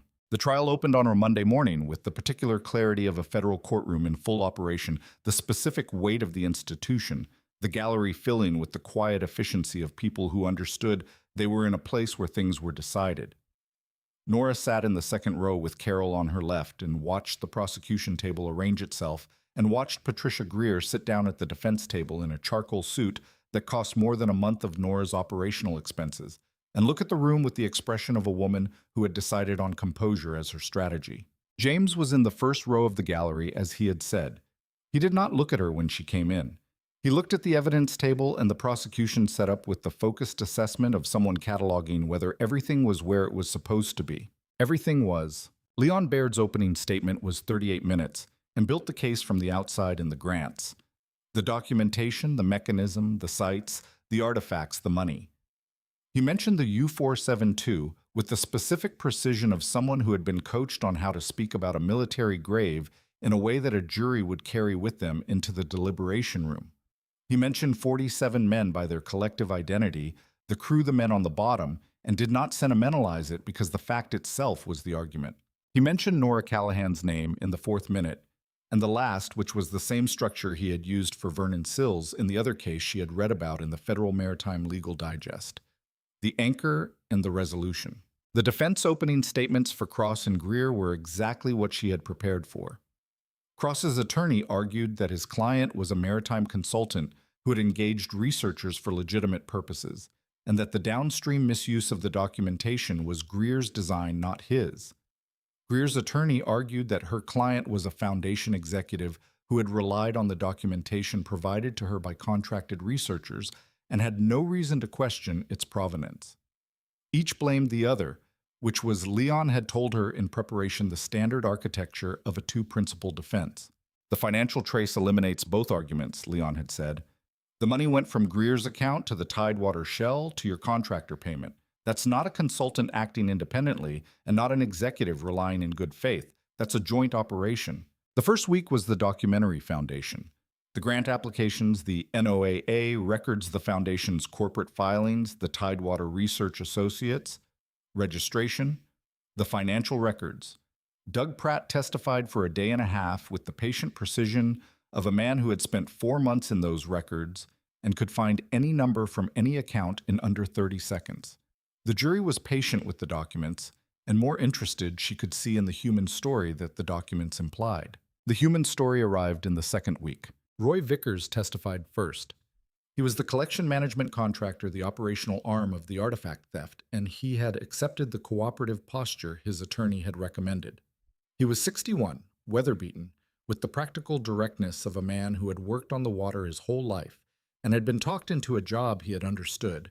By the time it was too late to be clean about, it was not what it had been described as. He described the dive operations at the U-472. The logbook entries, the coordinates, the equipment, the 2 divers he had hired, and the agreement that had said Heritage Documentation Collection in writing and bring up whatever's portable in practice. He described receiving the items and packaging them and delivering them to a storage unit that was accessed by a person he had been told was the Foundation's collection curator. Did you understand that U-472 was a federal military gravesite? Leon asked. I understood it was a wreck, Vickers said. I understood it was old. What I did not understand, what I told myself I did not need to understand, was whether what we were doing was legal or not. He paused. I knew the money was too good for the job to be entirely right. I made a decision to not look at that. Why are you telling us this now? Vickers looked at the table for a moment. Because there are families in Germany who spent 80 years not knowing whether their people were found. He said it quietly, without performance. I found out about that in December, when the federal attorneys explained what the site was. He paused. I could have found out in 2021. I chose not to look. He looked up. I don't have a better answer than that. Cross-examination tried to establish that Vickers' cooperation was entirely self-interested. Vickers agreed that the cooperation agreement served his legal interests. He did not agree that this made his testimony false. Both things can be true, he said. I cooperated because it served my interests and because I owed the honest account. The jury was listening with the quality she had noticed during Della Price's testimony. In the other case, she'd read the quality of people who could identify truth-telling. The next day, the two collector witnesses testified. They had purchased through the Vickers network in good faith objects they had believed were legitimate maritime salvage. The German-American woman from Charlotte, who had purchased the journal and the identification tags, and the photograph and the pocket watch, sat in the witness chair and described with a directness that the cross-examination did not dent what she had felt when the provenance of the items was explained to her. I am the granddaughter of a man who served in the German Navy in the Second World War, she said. Not on a submarine, on a surface vessel. He came home. Not everyone's grandfather came home. She paused. When the investigator told me what was in those identification tags, the names, I understood that I was holding proof that someone's grandfather did not come home. And I understood what that meant to the families who had been waiting. She looked at the jury. I returned everything immediately. I would have returned it the same day if they had allowed me to take it home first. Cross-examination was briefer than for any other witness. Nora testified on Thursday of the second week. She had been through the preparation enough times that the testimony itself had the quality of something she had already done, familiar in its structure, organized in its delivery. Leon walked her through the professional history, the methodology, the 2019 engagement, the archive. He walked her through the conference room discovery with the care of someone building a scene rather than just a fact. Can you describe what you saw when you looked at the document on the conference room table? He asked. I saw my notation system, she said. The way I format field notes has been consistent since graduate school, the specific abbreviations, the way I mark water depth and visibility conditions, the way I cross-reference photographic documentation with narrative entries. When I looked at that document, I knew it immediately, not because I remembered writing it specifically, because it was mine the way your own handwriting is yours. And what did you do? I went into the conference room and I looked at it, and I asked Patricia Greer where it came from. She paused. And I watched her face when she couldn't answer correctly. What did you observe? That she knew the answer and was deciding what version to give me. She said it plainly. The pause was too long for a person who didn't know the answer. And the answer she gave, that there may have been documentation transfers from university research partnerships, was too organized for someone who was genuinely surprised by the question. Leon did not have to prompt the next section. What did you do after leaving the foundation? I went to my office. I pulled the U472 contract file. I traced the Tidewater Research Associates registration. I found the Ward Holt name. And when I found that the same name appeared on the Atlantic Heritage Maritime Foundation's board filings, I called the NTSB. Why the NTSB? Because the sites in question included a federal military grave and a federal heritage preservation grant application. The NTSB has jurisdiction over federal maritime matters. And because the correct response to finding evidence of federal fraud is to report it to a federal investigator, not to confront the people responsible or attempt to resolve it privately. She paused. My job is to document sites correctly and to ensure that documentation is used correctly. When someone misused my documentation, my job was to find the right authority to address that. Cross-examination came from Greer's attorney, a woman named Sandra Volk, who was 52 and technically skilled and had the particular energy of someone who knew her client was in a difficult position and was going to work every angle available to her. The credentials challenge was brief. Her credentials were what they were. The financial motive challenge had Nora's original contract payment been legitimate income she reported on her taxes. Yes, she said. All contractor income is reported, and the disclosure of the contract to federal investigators potentially exposed you to claims under the confidentiality provision. The confidentiality provision of a void contract, Nora said. Fraud vitiates contract. I called the NTSB before I had legal advice about the contract's enforceability. I called because finding fraud is a reason to report, not a reason to protect the person who defrauded you. She held Sandra Volk's gaze. The sequence is documented. The NTSB call log timestamp is in evidence. My call to my attorney was 2 hours and 16 minutes later. Volk moved to the relationship challenge. You have had an ongoing relationship with the lead investigator on this case throughout the investigation period, she said. Investigator Calloway, correct? I've worked with his office as a material witness throughout the investigation period, Nora said. And in addition to that professional contact, we've had social contact during the investigation period. Dinner on several occasions. She did not elaborate. The evidence I produced was produced in 2019, 3 years before any contact with his office. The archive was maintained from 2019 to 2022 without any external contact that would have affected its contents. The conference room discovery on October 14th of last year was observed by me, not reported to me. Investigator Calloway reviewed evidence I provided. He did not shape or produce it. She paused. The evidence produced the contact. The contact did not produce the evidence. I'm willing to describe that sequence as many times as necessary. Volk looked at her, then looked at her notes. Then, nothing further. She stepped down and walked to her seat and did not look at the first row of the gallery until she was seated. Then she did. James looked at her with the quality she had been building a file on since October. Direct, organized, complete. Not performed. Not requiring acknowledgement. She gave him one anyway, a small nod, the kind that said it held. He returned it. Simone Archer testified on Friday. Her testimony covered the Ocracoke site and the Blue Ridge Maritime Research contract and the navigational instruments, and she delivered it with the specific quality she had shown in Nora's conference room, plain, precise, without embellishment, the anger that was in her carefully contained in the accuracy of what she said. Cross-examination treated her essentially the same way it had treated Nora. The financial motive argument, the confidentiality agreement argument, the relationship to the investigation argument. She answered each with the same template. That preparation had produced, the sequence was the argument. The archive was the evidence the work was done correctly, and the misuse was not hers. When she stepped down, she walked past Nora's row and caught her eye and gave her the micro nod of two people who had been through the same thing separately and had compared notes. The closing week was the prosecution's full synthesis, Leon Baird building from the documentary foundation through the mechanism to the specific harm. The 3 sites in federal evidence, the 47 men at 200 feet. The identification tags, now in German Naval Archive custody, on their way to families who had waited 80 years, the navigational instruments from the Ocracoke colonial vessel, now in the custody of the North Carolina State Historic Preservation Office, where they belonged. He said Patricia Greer and Garrett Cross did not stumble into fraud. They built it. They built it over 6 years with the patience and organization of people who understood exactly what they were doing and believed they would not be caught. They chose their targets carefully. They found researchers who did excellent work and paid them legitimately so there would be no early complaints. They built an institutional reputation for the foundation so there would be no early scrutiny.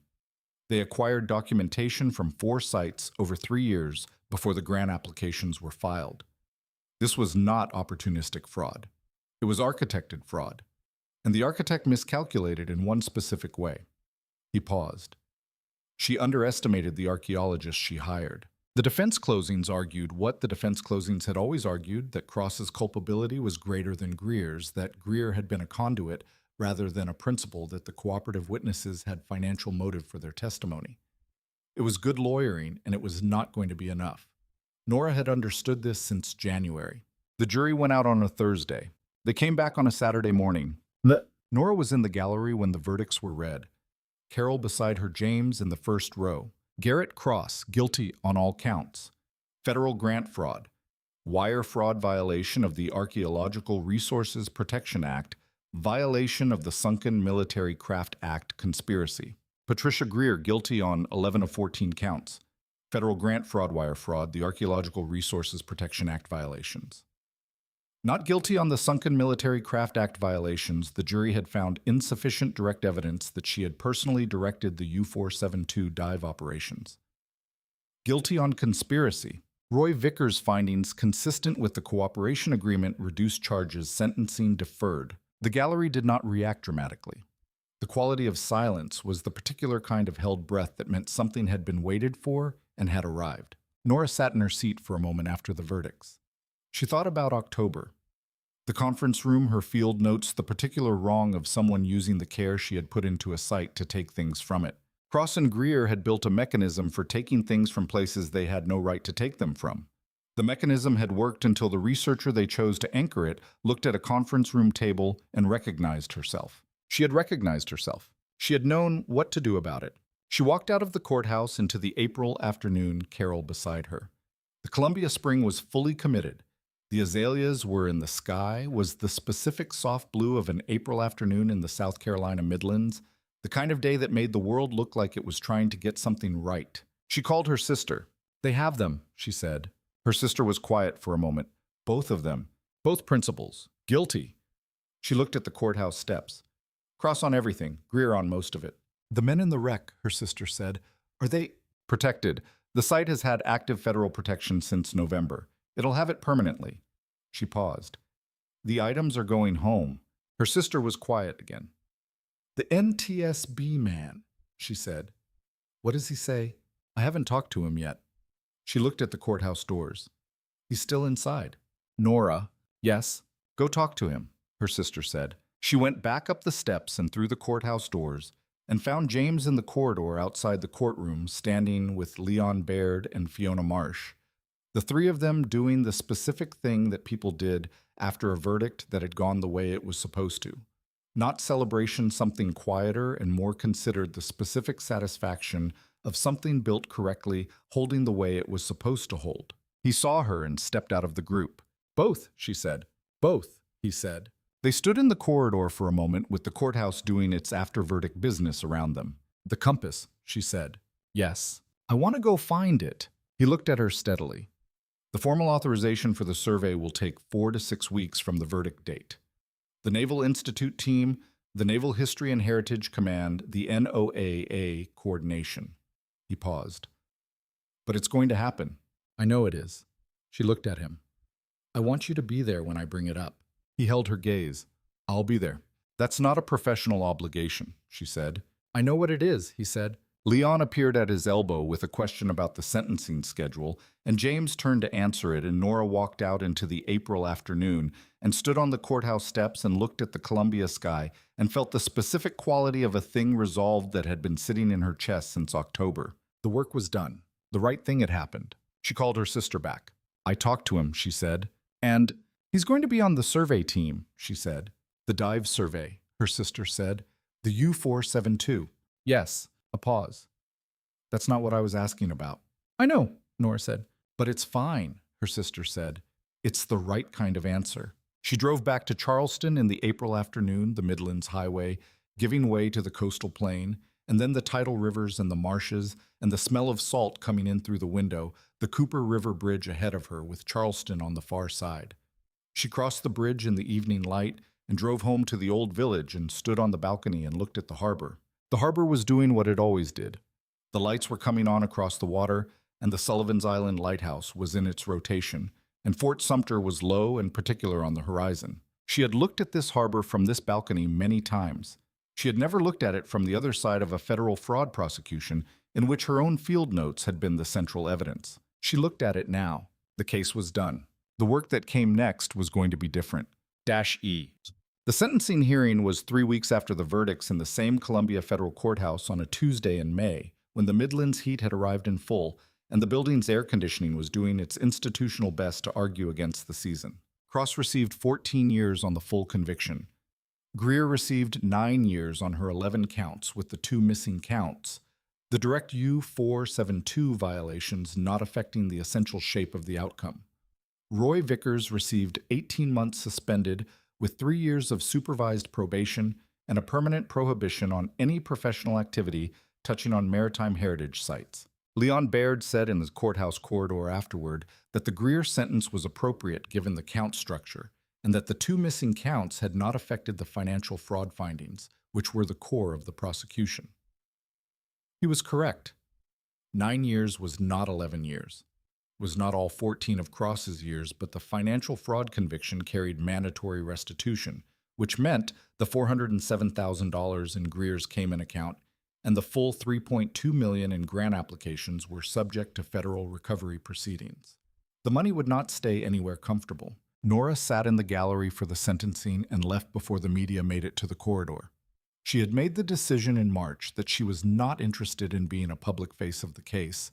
Her testimony was in the public record, which was enough. The story the case told about her work and about the work of Simone Archer, and about what happened to archaeological documentation when the wrong people got access to it, would be told through the legal record and eventually through the academic literature where it belonged. She drove back to Mount Pleasant and went to her office and looked at the filing cabinet that no longer held the U-472 archive.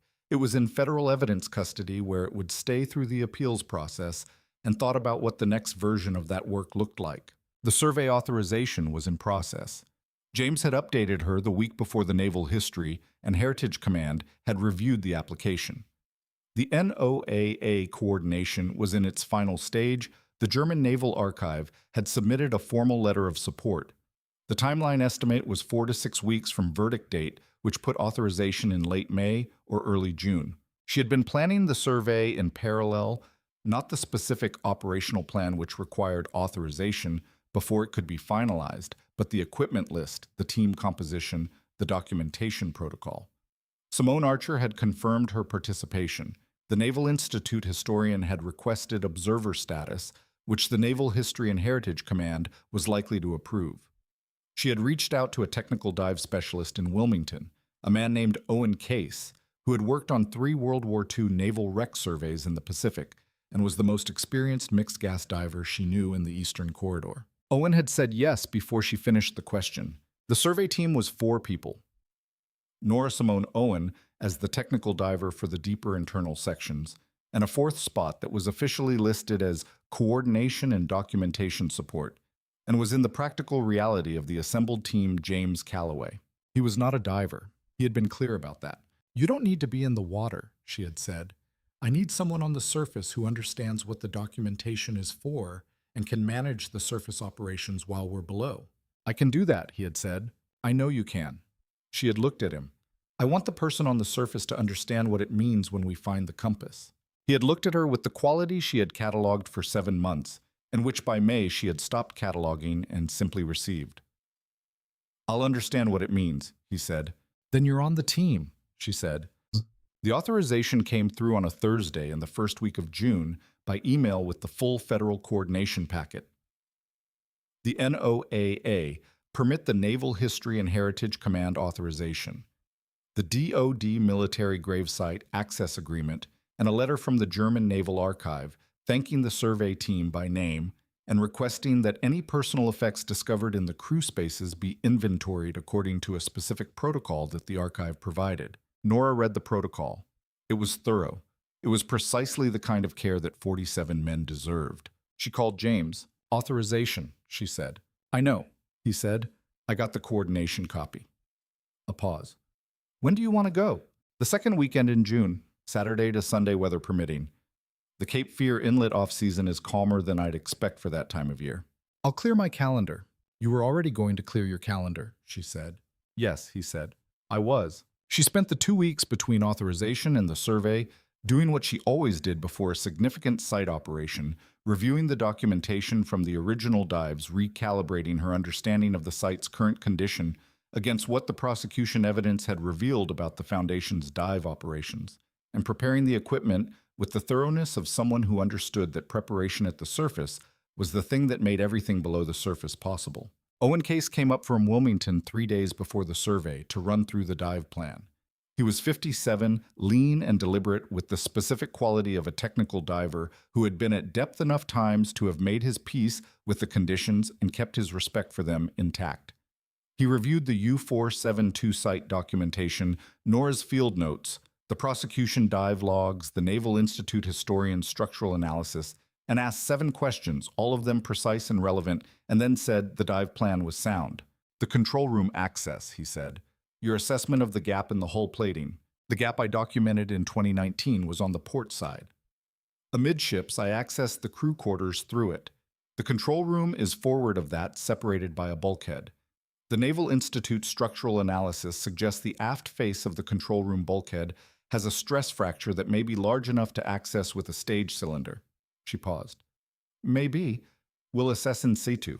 If the fracture isn't passable, then we document the control room from the aft face and come back with a remotely operated vehicle on a subsequent dive." She paused. "But I think the fracture is passable. The prosecution dive testimony described the divers not going past the crew quarters which means the Foundation's people didn't access the control room either. Whatever is in there has been there since 1943. Owen looked at the structural diagram. Passable for one diver. Passable for one small diver, she said. He looked at her. You're the smallest diver on this team. I know, she said. It should be me, he said. Technical experience for confined space penetration. I've been inside this wreck 3 times, she said. I know how it reads. The structural decisions in that interior are mine to make in real time. She met his eyes. I'll go in. You'll be my backup at the gap. He was quiet for a moment. Then, your site. It is, she said. Thank you, Owen. The weekend was exactly what the Cape Fear offshore forecast had suggested. Clear the Atlantic surface at 2 feet, the kind of summer opening that made the southeastern coast look like it had specifically arranged itself to be workable. They went out on a chartered research vessel out of Southport, a 60-foot dive support boat with a proper staging platform, and an experienced captain named Luis, who had been running research charters in Cape Fear waters for 15 years, and who had been briefed on the site's status and the federal authorization and was quietly specifically impressed.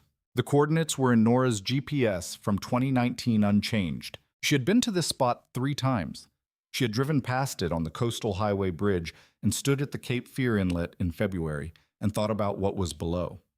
She had spent 2 years on the other side of a federal prosecution that had been built in part on the documentation she had produced at these exact coordinates. She stood at the stern of the research vessel in the June morning light and looked at the water and felt the specific quality of returning correctly. Not the first time, but the time that mattered. Ready? Owen said. Ready, she said. They went into the water at 8:15. The U-472 site was exactly as her field notes had recorded it. The seabed coming up at 60 feet, the bulk of the submarine visible at 80, the pressure hull running 240 feet along the bottom, at the deepest point 212 feet down. The June water was clearer than the February water she had worked in during the original surveys, the visibility running to 40 feet, which was exceptional for this coast. She descended the shot line with Owen beside her, and the site taking shape below her the way it always took shape from above the dark mass of it first. Then the detail coming in as the depth resolved the outer hull with its deterioration patterns and the particular way the stern section had collapsed during the sinking, the bow more intact, the conning tower still present, though reduced in height from the original.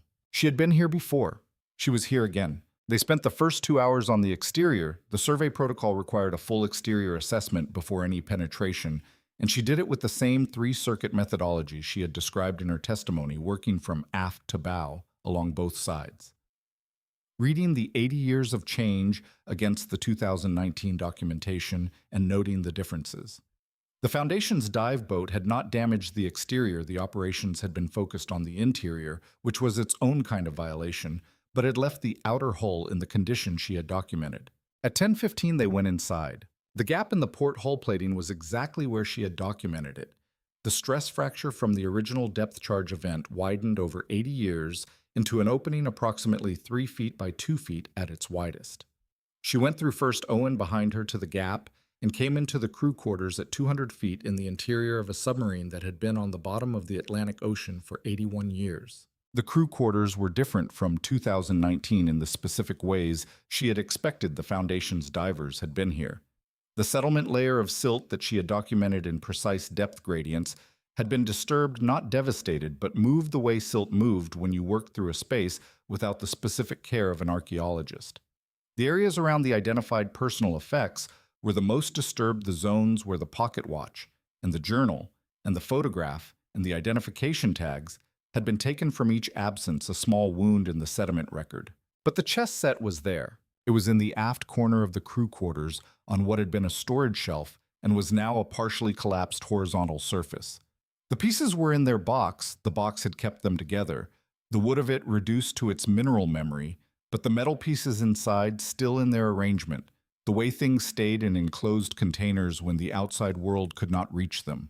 Pawns and knights and a king that had fallen sideways in the box, the oxidized silver of it visible in her light. She photographed it from 6 angles. Then she documented the context, the position on the shelf, the condition of the surrounding sediment, the relationship to the other items in the space. She did not touch it. She was not there to touch it. She was there to document it correctly. The crew quarters took 40 minutes. Then she checked Owen's position at the gap he had maintained station exactly where she needed him, monitoring her gas levels and the time and the conditions, and she pointed forward to the bulkhead. The aft face of the control room bulkhead had the stress fracture the Naval Institute historian had identified in the structural analysis. It was a diagonal crack running from the upper starboard corner of the bulkhead downward toward the center, with a gap at its widest point of approximately 14 inches. Too narrow for Owen in his equipment configuration. She looked at it for a long time in her light. 14 inches. She turned sideways. She had been inside enclosed spaces at depth enough times to know the difference between passable and not passable.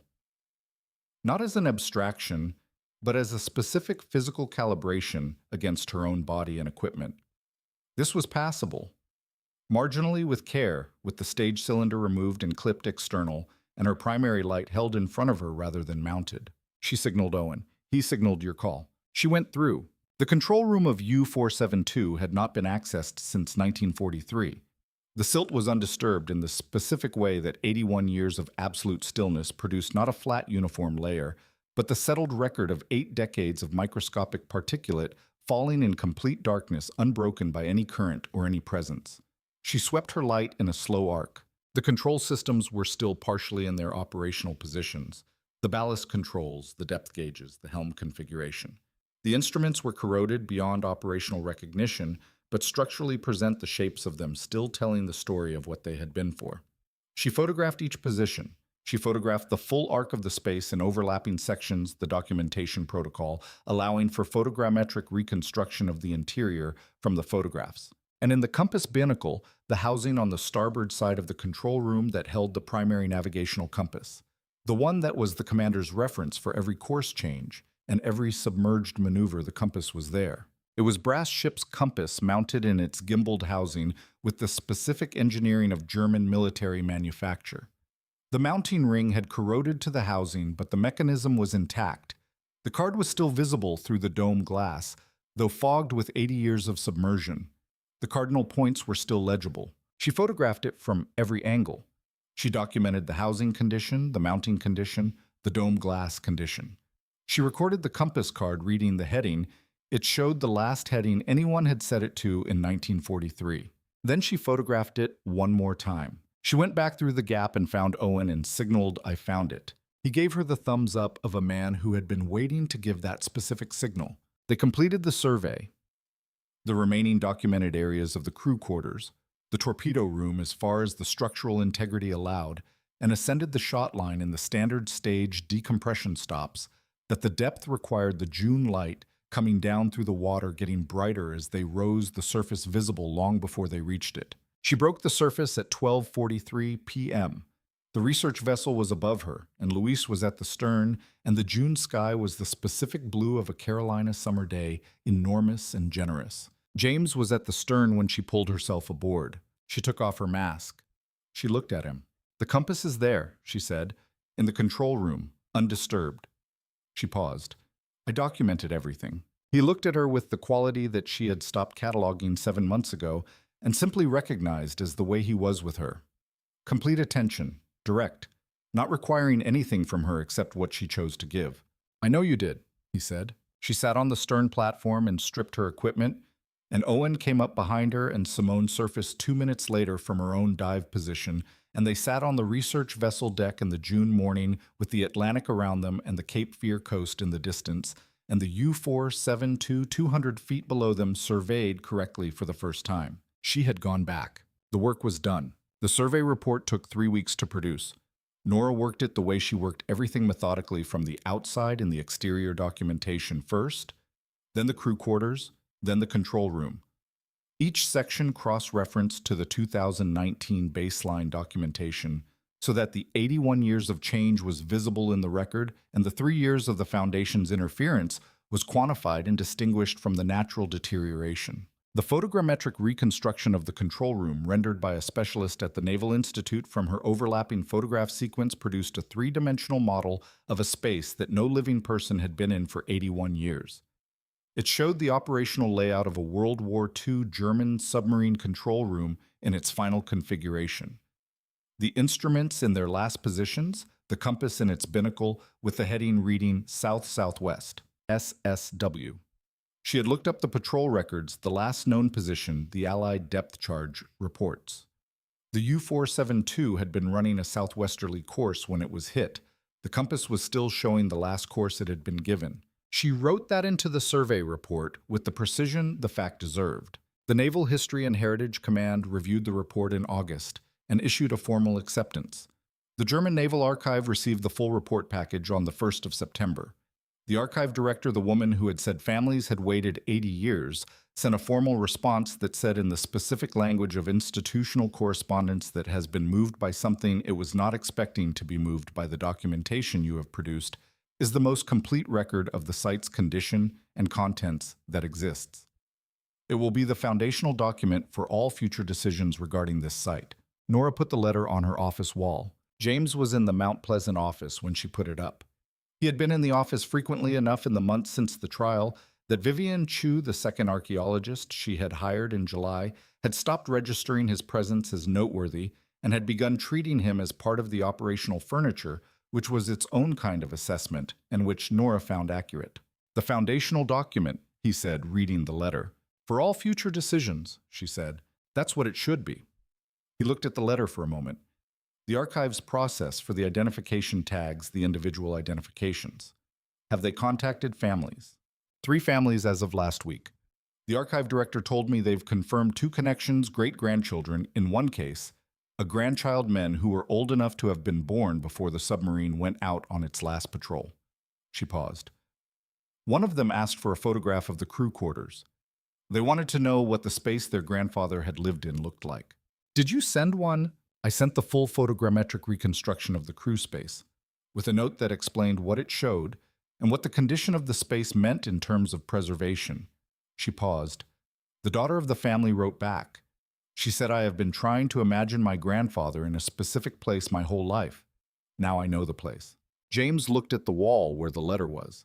She had put it between the survey authorization notice and the NOAA permit, the frame of official documentation that had made the survey possible, and the letter that said what the survey had done. The chess set, he said. In situ, per the survey protocol, personal effects are documented in position and left in place. The control room access is restricted to authorized surveys only. She paused. The chess set stays where it is. In the documentation record, it's identified by position and condition. Future researchers will know it's there. And someone's family will know their grandfather played chess, he said. They'll know there was a chess set on his submarine, she said. They may already know he played. He looked at her. It was August, the Mount Pleasant office, warm with the late summer heat coming off the harbor.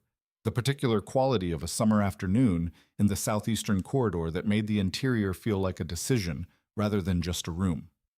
She had been in this office for 4 years. James had been in it regularly since October.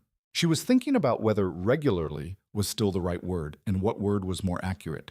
I want to show you something, she said. She took the notebook from the desk, the one she had written in at the Cape Fear Inlet, pull out in February. The memory notes from the U-472 interior.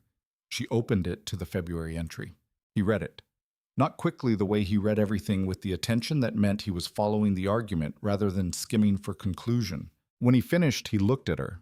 You wrote this in February, he said, before the trial, before the authorization, before the survey. I was driving back from Wilmington and I stopped at the inlet and I wrote what I remembered. She paused. I write things when I need to understand what I'm actually thinking about. I know, he said. You told me that once. She took the notebook back and closed it. I was thinking about the work and about what happens to people when someone takes something they had no right to take and calls it something else. She paused. The Foundation called it heritage documentation.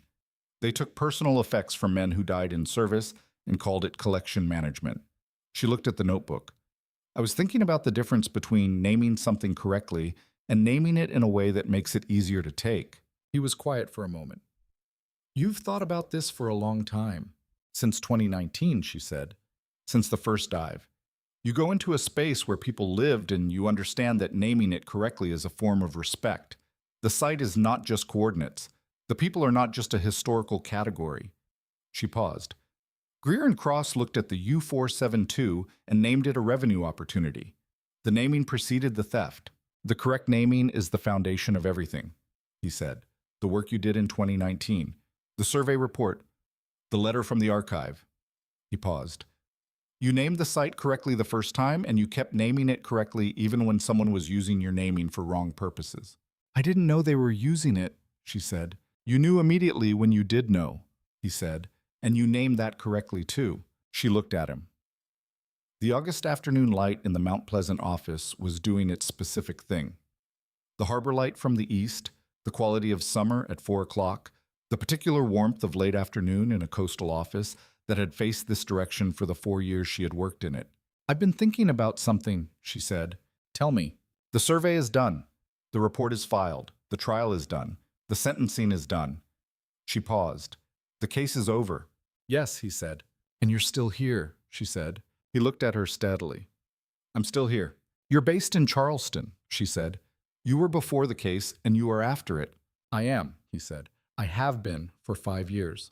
I've been in Charleston for 4 years, she said. I know. He paused. I looked you up in October before I called back. Your practice history is in the NOAA Professional Registry, Mount Pleasant, South Carolina. 4 years, he paused. I noted it. You noted it. I note things, he said, professionally and otherwise. She looked at the wall with the letter and the permit and the authorization.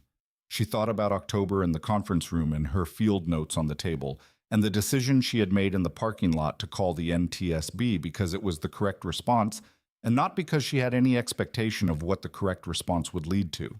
What did you note otherwise? She said. He did the organizing before speaking thing that she had cataloged since the first meeting. Then, that you called before you had legal advice, which meant the call was about the evidence and not the strategy. He paused. That you brought a complete archive to the first meeting that you had maintained correctly for 3 years without anyone telling you it would matter. That you read the conference room correctly. Greer's face the pause because you are the kind of person who reads what is actually there rather than what it is easiest to read. He paused. That when I asked about the work you'd done on the U-472, you talked about 47 men, not about the site metrics. He paused again. That you kept the notebook. She looked at him. The notebook in February, but, he said. You were driving back from a case that had nothing to do with the U-472, and you stopped at the inlet and wrote about what was below the water because you needed to. He paused. That's not professional obligation. That's the kind of person you are. She was quiet for a moment. You're describing the methodology. I'm describing the person the methodology comes from, he said. She looked at the harbor through the office window. The August light on the water was different from October light, different from February light, different from the April light over the Columbia Courthouse. It was its own thing. She had been at this window enough times to know the harbor in each version of its light, the way you knew places you had chosen to be in and kept choosing. James, she said. Yes. I'm not going to move to a different city, she said. I know, he said. I'm not either. The work I do keeps me in this corridor. The sites are here. The professional relationships are here. My jurisdiction is the southeastern corridor, he said. Has been for 5 years and will be for the foreseeable future. Then we are both here, she said. We are both here, he said. She looked at him. There's a restaurant in the French Quarter that I've been meaning to take you to for 6 months, she said. Not the one we went to in December, a different one. It's been there since 1976 and it doesn't have a sign and you'd never find it if you didn't know where it was. How do you know where it is? Carol took me there in February, she said. She said, this is where I go when I want to eat dinner with someone I actually want to eat dinner with. She paused. I've been thinking about who I wanted to take there. He looked at her with the quality that was no longer in the file because she had finished the file. It was just the way he looked at her. Tonight, he said. Tonight, she said. She locked the office at 5:30 and they walked across the bridge into Charleston in the August evening, the harbor on both sides of the bridge, the city ahead in its summer late afternoon. The azaleas long past, but the live oaks fully committed to their version of the season. She walked beside him and talked about the Ocracoke site and the status of the navigational instruments and the North Carolina State Historic Preservation Office's plan for displaying them. And he talked about a case he was working in the Outer Banks that had nothing to do with her and that she was genuinely interested in, and they found the restaurant on the side street in the French Quarter that had no sign and ate dinner for 2 hours, and talked about things that were not either of their cases, and about some things that were, and the August night came in over Charleston. The way Charleston nights came in gradually and then completely, until the French Quarter was doing its particular nighttime thing with the windows and the old walls and the particular quality of a city that had been here a long time and knew it. She walked home across the bridge in the dark, and he walked beside her. And they stood at the Mount Pleasant end of the bridge for a moment with the harbor below them and the Charleston lights across the water. "The notebook," he said, "from February. Would you let me read the whole thing sometime?" She thought about what was in the notebook. The February U-472 entry and the November entry about the conference room that she had written the week after the arrests, and the March entry about what it meant to do work that someone else tried to claim, and the June entry she had written in the research vessel at the Cape Fear site before the dive, sitting on the stern platform with the Atlantic morning around her. "Yes," she said. "Not tonight," he said. "Not tonight," she agreed, "but sometime." "Sometime," he said. She went home to the old village apartment and stood on the balcony and looked at the harbor and thought about the specific shape of the past 10 months, from October and the conference room to the August night and the French Quarter restaurant and the bridge, the particular arc of it, the way the arc had been built from one decision at a time, and each decision had been the right one. Her sister called at 10. "Tell me what happened today," she said. "I showed him the notebook," Nora said. A pause. "The February notebook?" "Yes. And we had dinner," she said, "in the French Quarter. The place Carol showed me." Her sister was quiet for a moment. "That's significant." "You keep saying that," Nora said. "I keep being right about it," her sister said. Nora looked at the harbor. The lights across the water were doing what they always did. The Sullivan's Island lighthouse was in its rotation. Fort Sumter was low and specific on the horizon. "He said something," she said, "about the work, about the methodology and where it comes from." She paused. "He said you named the site correctly the first time, and you kept naming it correctly even when someone was using your naming for wrong purposes." Her sister was quiet. "He understood what the work was for," Nora said. "Not as an abstraction, as a specific thing I do and the reason I do it." "Yes," her sister said softly. "That's the thing." "I know," Nora said. "I've known for a while." She stayed on the balcony until midnight and then went to bed with the harbor sounds through the open window, the water sounds and the marine traffic, and the particular quality of a port city at night that never entirely went quiet and slept well, which the old village apartment and the harbor air seemed collectively to produce. The fall came, the way coastal fall came. Not dramatically. The heat releasing by degrees, the quality of the light changing before the temperature, did the marsh grass going to its autumn color, the tourist on the coast returning to its essential character. Nora worked her cases and drove to Columbia twice for federal follow-up proceedings, and had dinner with James more regularly than she had tracked in months, which was its own kind of measurement. The German Naval Archive published an interim report in October on the U-472 identification process. The report included the survey documentation with full credit attribution, Nora Callahan, independent maritime archaeological consultant, as the lead surveyor with Simone Archer and Owen Case as team members. It described the control room documentation and the compass finding and the crew quarters survey. It was available in German and English and was within the academic maritime archaeology community immediately significant. She received 3 emails the same week from colleagues she had not been in contact with in years. The first said, "I saw the archive report. The control room documentation is extraordinary." The second said, "I read about the case. I'm glad someone was there to do this correctly." The third was from a graduate student at the University of North Carolina who was writing her dissertation on World War II naval grave sites in Atlantic waters, and who wanted to know if Nora would be willing to speak about the documentation methodology. She said yes to the third. She spoke to the graduate student for 40 minutes on a Tuesday afternoon in October in the Mount Pleasant office with the harbor outside, and explained the methodology, not the technical aspects which the student could find in the published report, but the underlying principle. "You document what is there," she said, "not what you expect to find, not what would be convenient to find. What is actually there with the tools of your professional discipline marked for what it is: evidence or inference, confirmed or probable, established or suggested. You name it correctly, and you keep naming it correctly even when the naming is uncomfortable." She paused. "The purpose of the documentation is to make the site real to people who have never been there, to make the people who were there real to people who never knew them. That's what the work is for." The student was quiet for a moment. "Is that what you were thinking when you found the compass?" Nora thought about the control room. The silt undisturbed for 81 years, the compass in its binnacle showing south to southwest. I was thinking about the man who last adjusted that compass, she said, not abstractly specifically. Someone touched that compass in 1943, turned it to south-southwest because that was the course they were on. And then the depth charges came, and they didn't come home. She paused. The compass is still showing the course. That's not a symbol. That's a specific fact about a specific person's last action. The documentation's job is to make that fact real. Does it always feel like that? When you're on a site? Not always, she said honestly. Sometimes it's just work. But when it does feel like that, when the site is showing you something specific about a specific person, the job is to not look away from it, to stay present with it and document it correctly. She paused. That's the discipline, not the technical skill, the willingness to stay.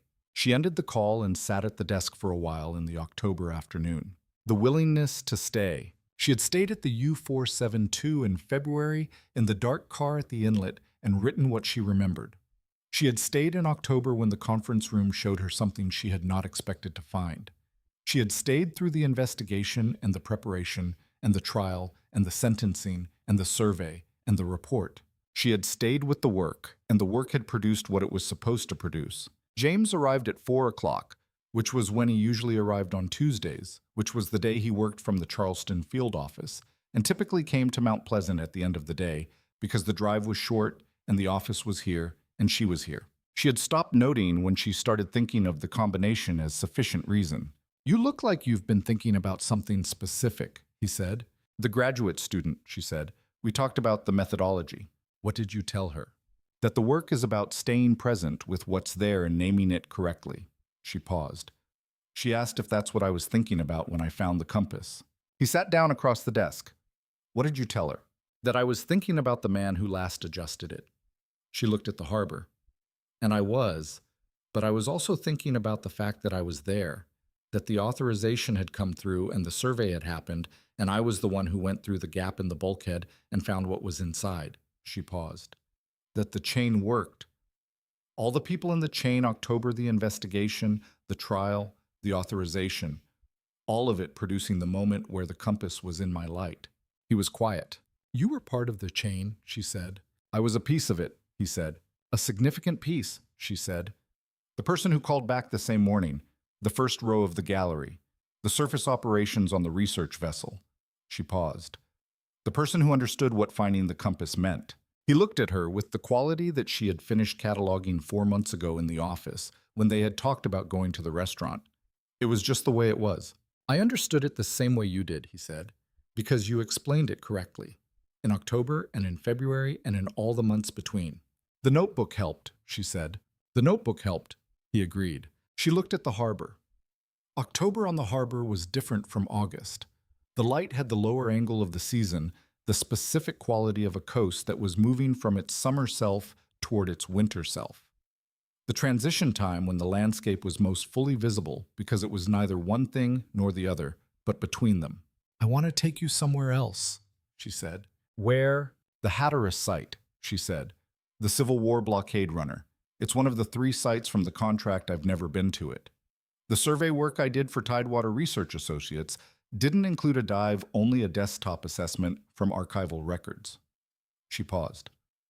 With the case resolved, the site's status is confirmed in the Federal Heritage Record. A licensed maritime archaeologist can apply for survey access. She paused. I want to apply. He looked at her. You want to see it? I want to document it correctly, she said. The desktop assessment I did in 2019 is a foundation, but it's not a survey. The site deserves an actual survey. She paused. And yes, I want to see it. Hatteras, he said. Cape Hatteras, the graveyard of the Atlantic. The density of sites in that corridor is extraordinary. Every major maritime period represented colonial through the 20th century. She paused. A Civil War blockade runner running the Union blockade in the Cape Hatteras area going down in the early 1860s. The wreck would be a specific record of a specific moment in the maritime history of the Civil War coast. She looked at him. I've been thinking about it since October. Since October, he said. Last October or this one? Last October, when the case began. She paused. When I found out that what I had done in 2019 had been used incorrectly, I started thinking about all three sites and what they deserved and hadn't gotten. The U-472 was first because it was the military grave, but the Hatteras site is part of the account. When would you go? Spring, she said. The Hatteras corridor is calmer in April and May than in the fall or winter. The conditions for a dive survey are better. I'll be there, he said. She looked at him. You don't have to, she started. I know I don't have to, he said. I'll be there. She looked at the harbor. The October afternoon was deepening into evening, the light going amber on the water, the way it did in late afternoon in October, the specific color of the season. You're going to keep showing up, she said. I am, he said. At the sites and in the office and at the French Quarter restaurant. Yes, he said, at all of those places. She looked at him steadily. Why? He was quiet for the organizing moment. Because the sites are important and the work is important, and you are the person who does it correctly and understands why it matters. Because when I'm in this office and in this city, I am where I need to be for the work and for... He paused. For the other reasons. What are the other reasons? She said. You know the other reasons, he said. I want to hear you name them, she said. You're the one who said naming things correctly is a form of respect. He looked at her, a pause that was not organizing but was something else, the pause of a person who has been building toward a thing and has arrived at the place where it needs to be said. Because you're the person I want to eat dinner with and read the notebook of and be on the research vessel with and figure out what comes next with, he said. That's the other reason. She looked at him for a long moment. That's correctly named, she said. He looked at the harbor. Yes, he said. I think it is. She got up and put the kettle on because it was October and the harbor was outside, and it was the kind of afternoon that required tea. And they sat in the office in the October light and drank it and talked about the Hatteras site and the spring dive and what the blockade runners' manifest might have included and what the wreck would look like after 160 years on the Outer Banks seabed. And she thought about the specific shape of the past year, October to October, the conference room to this office, the wrong use of her work to the right use of it. The chain of correct decisions from the first phone call to the compass at 200 feet, and what the next year looked like from here. It looked like work, which was the right kind of answer. Work, and the harbor, and the Hatteras dive in April, and the French Quarter restaurant, and the notebook, and the person sitting across the desk who understood what the work was for. She went home that evening and stood on the balcony and looked at the harbor and thought this is what it looks like when you follow the evidence all the way to where it leads. This was where it led. The harbor was doing what harbors did. The lights were on across the water. She went inside and slept. -E. November came and the coastal winter settled over the Mount Pleasant office and the old village apartment in the specific way of a coastal Carolina. November. The heat gone. The marsh grasses in their full golden brown. The tourist population that had made the summer months an obstacle course of slow pedestrians and rental bikes, entirely absent the city returning to the people who lived in it. Nora worked through 3 cases in November and into December, the routine work of maritime appraisal and documentation. That was the bread and butter of her practice. A disputed cargo claim in Georgetown, a harbor bottom survey in Beaufort for an engineering firm, planning a dock rehabilitation, a desktop heritage assessment for a county in Brunswick that was planning a waterfront development and needed the historical record of the site cleared before breaking ground. The Brunswick assessment was interesting. She found in the archival record evidence of a 19th century industrial facility that the county had not known about a turpentine processing operation that had operated at the waterfront site from the 1840s through the 1880s, connected to the longleaf pine industry that had been the economic engine of the coastal North Carolina interior in that period. The facility had not been significant enough to make the formal historical record, but it was significant enough to be in the county land registry documents and the shipping records of the Cape Fear River Pilots Association from the period, and those documents together told a story about a place and its particular economic history. She wrote it up. She gave the county the honest assessment the site had historical significance that should be documented properly before the development proceeded, and the documentation would take 2 months and would not prevent the development but would produce a record that the county could archive as part of its heritage documentation program.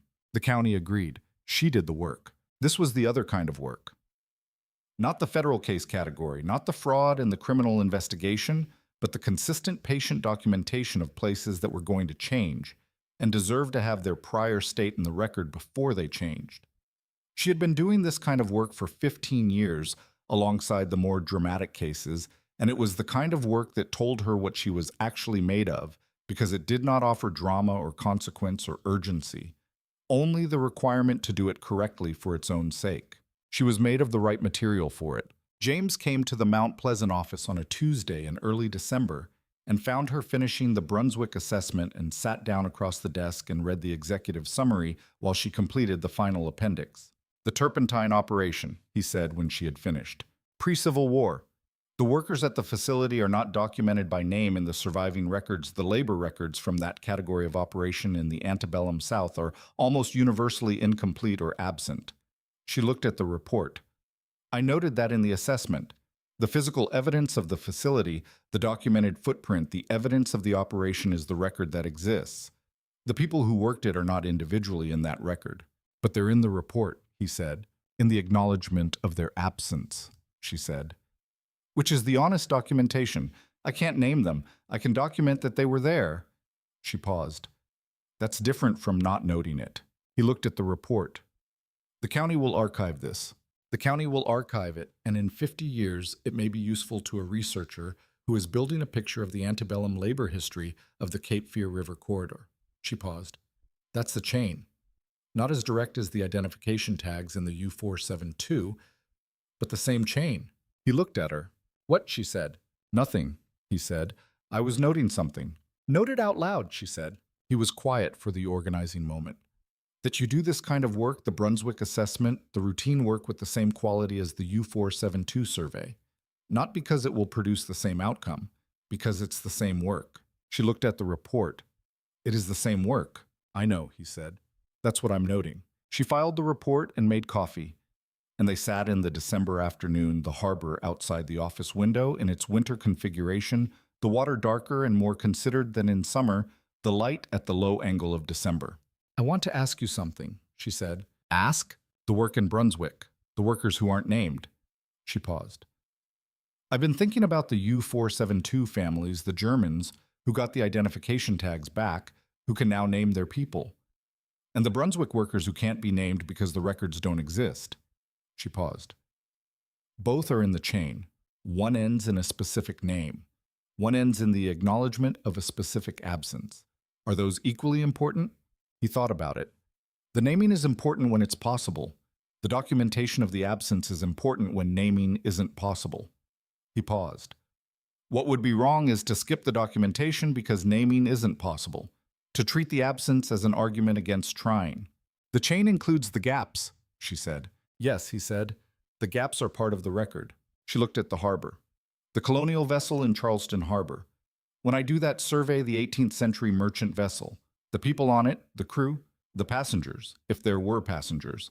I don't know yet whether there's a naming record or whether it ends in an absence." She paused. "I'm going to document what's there either way." "I know you are," he said. She looked at him. "That doesn't bother you, the uncertainty about what you'll find?" "I've been in federal investigations for 16 years, he said. "Most of them end in an acknowledgement of a specific absence. There's a point in most cases where the evidence runs out and the complete picture isn't possible." He paused. "The complete picture isn't the goal. The accurate picture is the goal, marked for what's established and what's inferred and what remains unknown." "That's the methodology," she said. "It's also how you navigate anything where the complete information isn't available," he said, "which is most things." She looked at the harbor. "James," she said. "Yes. Are you staying in Charleston?" "I live in Thomas Square," he said. "Since September." "I know where you live," she said. "I'm asking whether you're staying, not the logistics, the decision." He looked at her with the quality that was no longer being catalogued, only received. "Yes," he said. "I'm staying." "For the work," she said. "For the work, and for the other reasons," he said, "which I named in August." "I know you did," she said. The December harbor outside the window was doing what December harbors do. Patient quiet, the water. The specific dark green of a tidal harbor in winter. The light low and honest. She had worked at this window for 4 years, and she had looked at this harbor from every position available to her. The office, the balcony, the research vessel 43 feet below the surface. She was going to keep looking at it. From all the positions. December in Charleston, she said. The city does something specific in December. What does it do? It becomes more itself. She looked at the harbor. The tourist layer is gone. The people who stay are the people who chose to stay. The city shows you what it actually is when it's not trying to be anything else. She paused. I like it better in December than any other month. I'm beginning to understand why, he said. She looked at him. He was looking at the harbor with the quality of someone who was paying full attention to something specific, the water, the light, the particular December quality she had just described. You're learning to see it, she said. I'm starting to, he said. I've been here 8 years and I've been looking at it as a jurisdiction. He paused.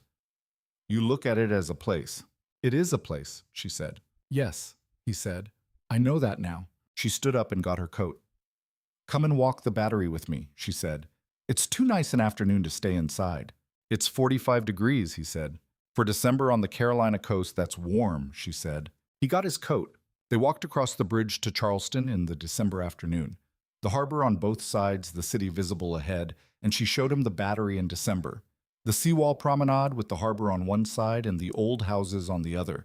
The live oaks bare enough to show their architecture, the specific quality of the waterfront in winter when the sea was gray and the sky was the clear cold blue of a December afternoon. She had walked the battery many times. She had walked it the night before the verdict.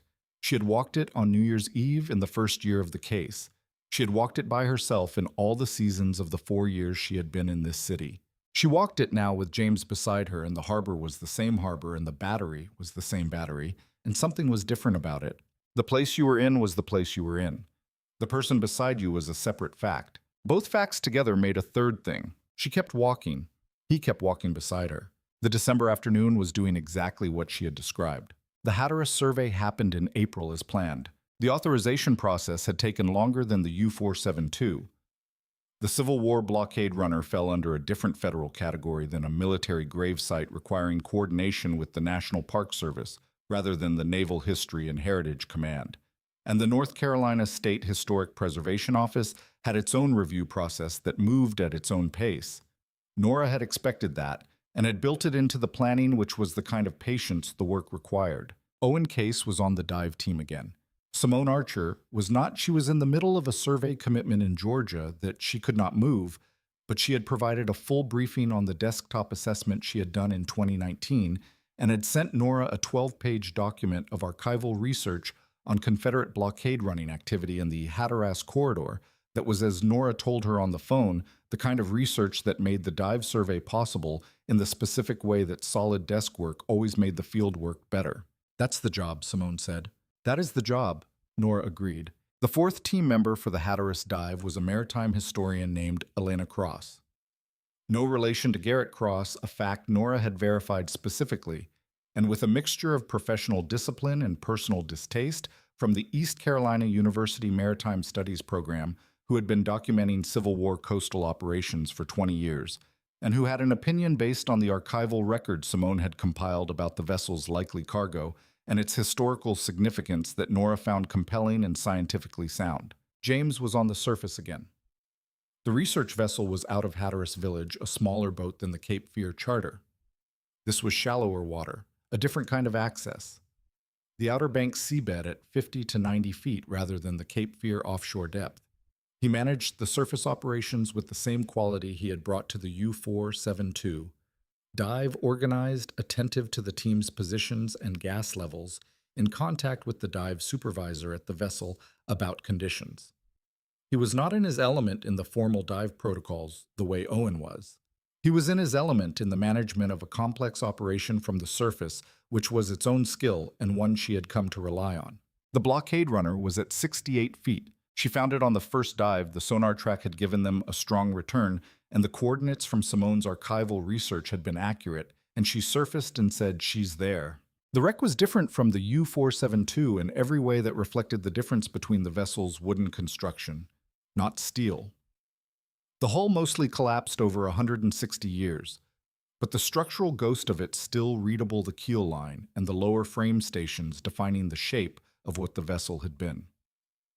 The preservation of wooden wrecks in the southeastern coastal waters was highly variable dependent on bottom conditions and organic activity, and the specific chemistry of the sediment, and this one had been partially lucky. The stern section was more intact than the bow. The cabin structure where the captain would have worked still suggesting its original configuration in the arrangement of the surviving structural elements. She and Owen spent 3 hours on the first day and 4 hours on the second.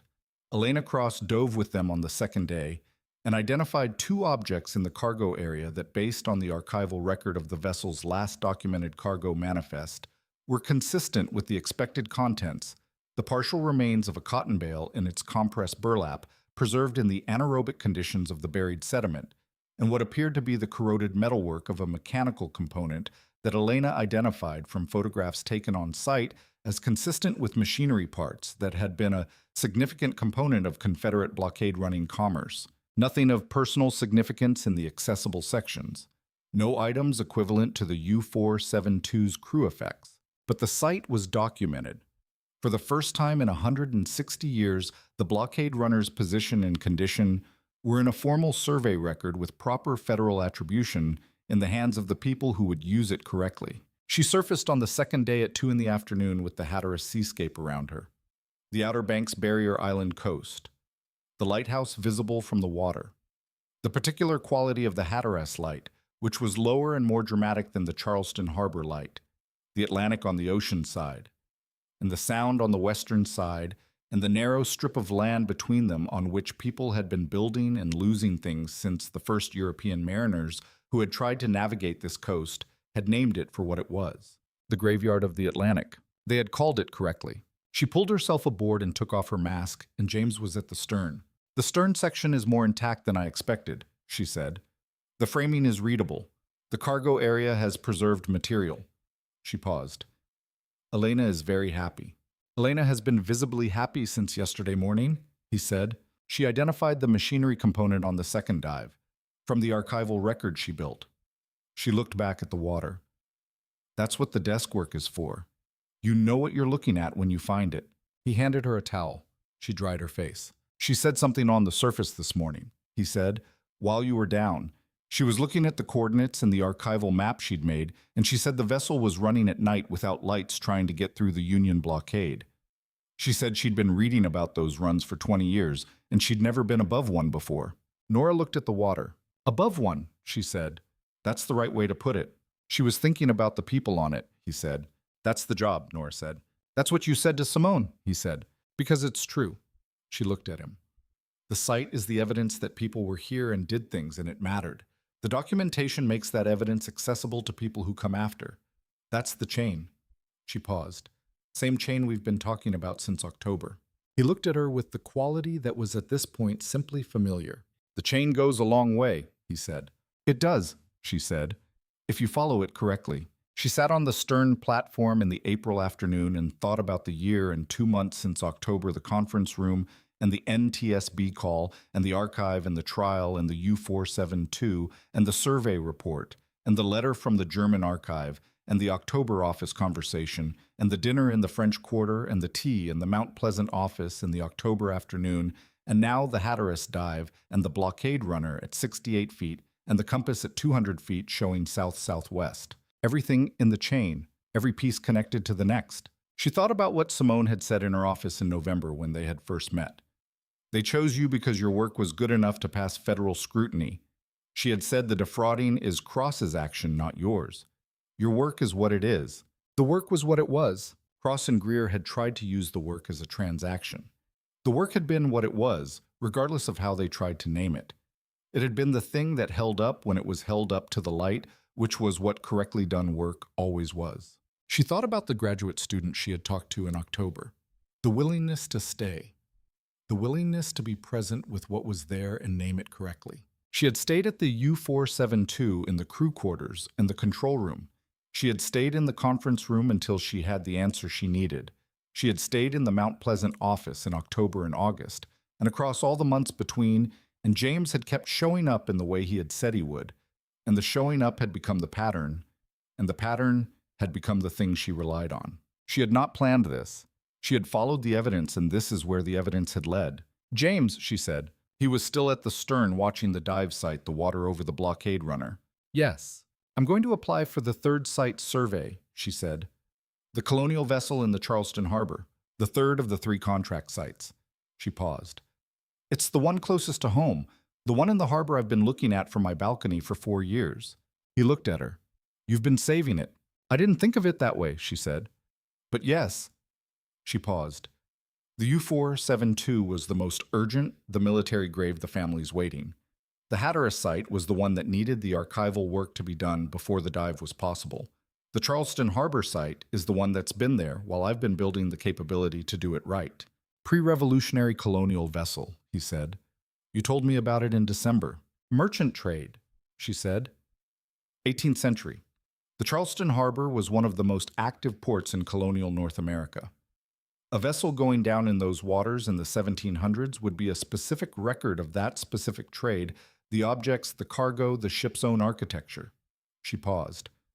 I've been thinking about it since before the case, since the first time I did the desktop assessment in 2019 and understood what was likely there. When will you apply after the Hatteras report is filed? Late summer. She looked at the water. The authorization timeline for Charleston Harbor is different from the offshore sites. The harbor is under a specific coordination structure between the NOAA, the Army Corps, and the South Carolina SHPO. Probably a longer process. But it will come through, he said. It will come through, she said. The case established the site's federal heritage status. The survey application has a clear path. And then you'll be in the harbor, he said. In the harbor, she agreed, 40 feet down. In the water I've been looking at from the balcony. She paused. I want you to be on the surface for that one, too. He was quiet for a moment. I'll be on the surface, he said. She looked at him. The April afternoon light on the Hatteras water was doing its particular thing. The Outer Banks light was different from the Charleston light, lower and more angular. The barrier island geography making the horizon line more complex. She had been to enough coastal sites to know each one's light as its own thing. You keep showing up, she said. I do, he said. I've started depending on it, she said. He looked at her steadily. That was the intention, he said. She looked at him. When did the intention start? October, he said. When you called back. I called you, she said. You called the NTSB inquiry line, he said. I called you back. Within 12 hours, she said. Within 15, he said. I looked it up. She almost laughed. You looked up the timestamp. I remember the call, he said. I looked up the timestamp because I wanted to know if I was remembering the time correctly. He paused. I was. 8:15 a.m. She looked at the water. She thought about the specific shape of 15 hours the afternoon she had walked into the conference room and found her own field notes, and driven back to Mount Pleasant and pulled the archive and traced the Tidewater registration and called the NTSB inquiry line and left a message that was careful and organized and precisely factual. And the night she had slept with the U-472 file on her desk, and the morning he had called at 8:15. What did you think when I left the message? She said. That you had found something and knew what to do with it. He paused. That the message was organized in a way that suggested the person who left it understood what the evidence meant. That the timestamp between the discovery and the call was short enough to indicate that the correct response was the immediate one. He looked at her. That I wanted to know what was in the archive. The archive was the whole point, she said. The archive was one point, he said. She held that. Come to dinner tonight, she said. Hatteras Village. There's a restaurant on the Sound side that the boat captain recommended. Yes, he said. It's probably going to have a deer head on the wall and no wine list, she said. I can work with that, he said. She stripped her equipment and Owen surfaced and they helped him aboard. And Elena came up 2 minutes later with the particular glow of a historian who had been above a vessel she'd been reading about for 20 years and could not stop talking about the machinery components. They ate dinner that evening at the restaurant the captain had recommended, which had exactly the deer head she had predicted and a beer selection that was honest about what it was, and Elena talked about the cargo manifest implications, and Owen ate his dinner and said very little, which was his characteristic contribution to dinner conversations.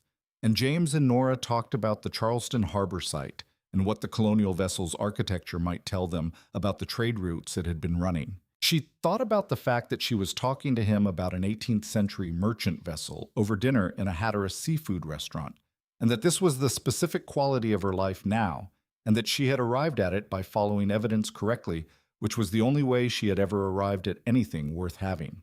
The Outer Banks night came in from the ocean side, the Atlantic dark outside the restaurant windows, the sound on the other side of the island's narrow width. The lighthouse was not visible from here, but it was there doing its rotation, the specific signal of a coast that had been guiding people through dangerous water for as long as there had been people to guide. The graveyard of the Atlantic, named correctly. She had been part of naming a few things correctly this year. She intended to keep doing it. The Charleston Harbor Survey application was filed in August, and the authorization came through the following March, after a process that moved at the pace of a multi-agency federal coordination, which was its own kind of discipline. The colonial vessel was at 43 feet. The harbor visibility was 10 feet on a good day and 4 feet on a standard one, which made the survey methodology different from the offshore sites, more patient, more dependent on touch, and the specific tactile reading of sediment that 10-foot visibility required. She had been inside harbors like this before. She knew how to work in the murk. The site was exactly what the desktop assessment had suggested, an 18th century merchant vessel of the type that had been the workhorse of the colonial Atlantic trade, her cargo hold still carrying the ghost of the bales and casks that had been her last load. The forward section collapsed, but the stern and the captain's cabin area holding their shape in the silted harbor bottom. The ship's bell was in the captain's cabin area, corroded beyond reading, but structurally present, the profile of it still the distinctive profile of a ship's bell cast in the 1700s. Asterisk. She documented everything. 3 dives over 2 days, the visibility. What it was, patient work in the murk. James was on the surface. The research vessel was out of Shem Creek, the waterway on the Mount Pleasant side of the harbor, and he had driven from his apartment in the Thomas Square neighborhood to the marina in the March morning. He had moved to Thomas Square in September. It was a 20-minute walk from the Mount Pleasant Bridge and 15 minutes by water taxi to the Shem Creek launch. He had told her he chose it for the proximity to the harbor, which was true, and she had understood the other reasons which were also true, and she had said nothing except, "That's a good neighborhood." It was. She had said that correctly. She surfaced on the second afternoon with the ship's bell documentation in her camera and the specific quality of a person who has found what she went looking for. James was at the stern. "The bell?" she said. "Yes," he said. "It's there. In the cabin area. The casting profile suggests mid-1700s. We'll need a specialist to read it further, but it's there." She paused. "It's the harbor bell, James. It rang when this ship came into the port. In the 1700s. Someone on the Charleston dock heard it." He looked at her with the quality that was no longer in any file, but was simply the quality he had when he looked at her. "Pull it up," he said. "No," she said. "Document it. Leave it. It's been there for 300 years. It belongs there." She paused. "The documentation is what comes up. The bell stays." He nodded. "The documentation is what comes up. Always," she said. She climbed aboard and Owen surfaced behind her, and the March harbor was doing its particular thing, cold. The spring not quite arrived, the azaleas not yet out. The harbor light, the specific quality of early March in the Charleston Basin, which was different from April and from August and from October, and from all the other months she had looked at this harbor from this harbor. She had been in the water now. She had looked at it from below. It looked the same from both sides. The light came through the same way. The surface was the surface, whether you were above it or below it. What changed was the direction of your looking. She dried her face and stood at the stern of the research vessel and looked at the Charleston skyline across the water. "Third sight," she said. "Third sight," James said. "All 3 documented," she said. "What the case produced. What the work produced. What you produced," he said.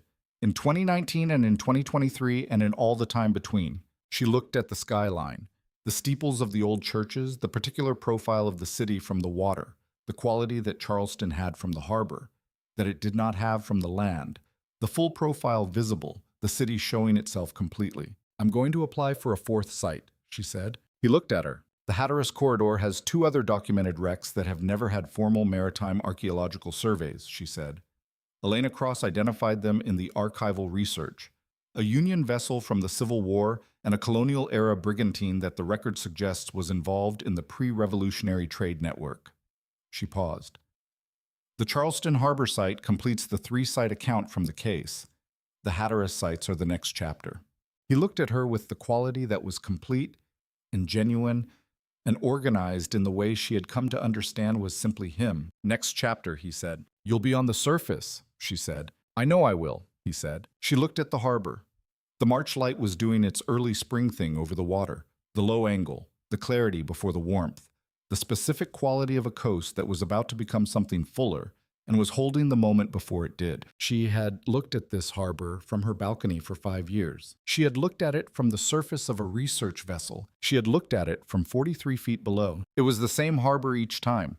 She knew it differently each time. That was the work. That was the methodology. You went deeper and you found the same thing that had been there all along, and the documentation of it was the proof that you had been there and paid attention and named what you found correctly. She went back to work. 3 years after the trial, Garrett Cross serving his sentence at a federal correctional facility in Butner, North Carolina. First appeal denied. Patricia Greer 2 years into her sentence. The federal restitution proceedings had recovered $214,000 of the $407,000 in Cayman assets. The remainder was in ongoing recovery litigation, Roy Vickers completing his probation. He had taken a job as a marina maintenance manager in Beaufort, South Carolina. He did not work in maritime heritage operations. The U-472 under active federal protection. The German Naval Archives identification process had confirmed 3 crew members by name from the recovered identification tags. 2 families had been notified.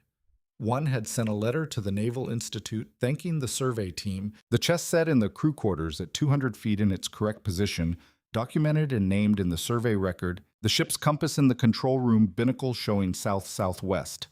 In the survey record in the Federal Archive and the German Naval Archives documentation of the U-472, Simone Archer leading a survey of a pre-Civil War vessel in the Savannah River mouth. She had co-authored a paper with Nora on the documentation methodology for illegally accessed heritage sites published in the Journal of Maritime Archaeology, which had been cited 14 times in the first year. Owen Case, technical dive specialist, available when needed. He did not require continuous updating. He showed up when the dive required it. The blockade runner off Hatteras in the Federal Heritage Record. Elena Cross had published her analysis of the cargo manifest implications in a peer-reviewed journal of Civil War maritime history. The machinery components had been identified as parts from a specific manufacturer, the colonial vessel in Charleston Harbor in the Federal Heritage Record. The ship's bell documented and in position at 43 feet. The Mount Pleasant office expanded. Vivian Chu was the second practicing archaeologist. A third member of the team, a recent graduate from the University of Georgia, was completing her first solo desktop assessment, the Old Village apartment, the balcony, the harbor, the Thomas Square apartment 15 minutes away. E. James Calloway, whose jurisdiction was the Southeastern Maritime Corridor, who had been in this corridor for 8 years and intended to continue, who showed up on Tuesdays and most Saturdays, and when the survey vessel needed surface management, and when the French Quarter restaurant needed 2 people who wanted to eat dinner there. The work, always the work. And the tide that brought things in, the tide that kept what the water kept and carried it home to the people who had been waiting for it to surface. Nora Callahan had been in this water for 15 years. She intended to stay -E. The summer after the Hatteras survey had the specific quality of a summer that had been earned, not the artificial quality of a reward, but the organic quality of a season that arrived in a life that had made room for it. Nora worked her cases and attended the federal follow-up proceedings that the appeals process required, and drove up to the Cape Hatteras corridor twice with Elena Cross, not for dives, but for archival work, at the Outer Banks History Center building the documentary foundation for the 2 additional Hatteras surveys that were in the application pipeline. Elena was a genuine collaborator, the kind of colleague that the work produced when the work was taken seriously, and the people taking it seriously happened to find each other. She had the historian's capacity for patience with incomplete records, which complemented Nora's archaeologist's capacity for patience with incomplete physical evidence, and the combination produced a quality of site preparation that Owen Case had said, after reviewing the Hatteras documentation package, was the most thorough pre-dive analysis he had seen on a southeastern site. That's Carol, Nora told Elena over coffee at the Outer Banks History Center's reading room. What? Something my attorney told me when the case was starting. She said preparation is its own kind of argument. She paused. She meant legal preparation, but it applies to everything. Elena nodded slowly. You prepare because the work deserves preparation. And because what's down there deserves to come up into the record correctly, Nora said. You can't fix a bad dive after the fact. You can do the archival work twice if you get it wrong the first time. The sediment is less forgiving. She thought about that conversation on the drive back to Charleston, the specific discipline of knowing which part of the process was reversible and which wasn't, and allocating your patience accordingly. The archival work could be redone. The sediment context of an artifact once disturbed was gone. You paid more attention to the irreversible parts, which was, she thought, also a principle for the non-professional parts of a life. The non-professional parts of her life were doing what they were doing in the way that things did when they had been built correctly, not dramatically, not with announcement, but with the accumulating quality of something that was becoming its own kind of fact. James had been in the Thomas Square apartment for a full year by September. She had been in the Old Village apartment for 5 years. The 15 minutes of water taxi distance between them was a fact that they both worked with and did not work against, which was itself a kind of statement about what each of them needed in their own space and what they needed in shared space. She needed her own office and her own filing system and her own morning hours in the apartment before crossing the harbor to work.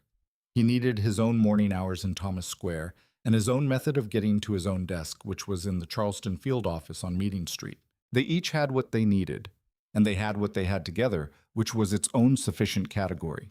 Her sister came to visit in August. She had been to Charleston once before 3 years ago, when Nora had been there 2 years, and the city was still partly unfamiliar. She came now into a city that her sister knew in the way of someone who had been paying full attention for 5 years, and she walked the city in the way of a visitor who was also reading what the city meant to the person who lived in it.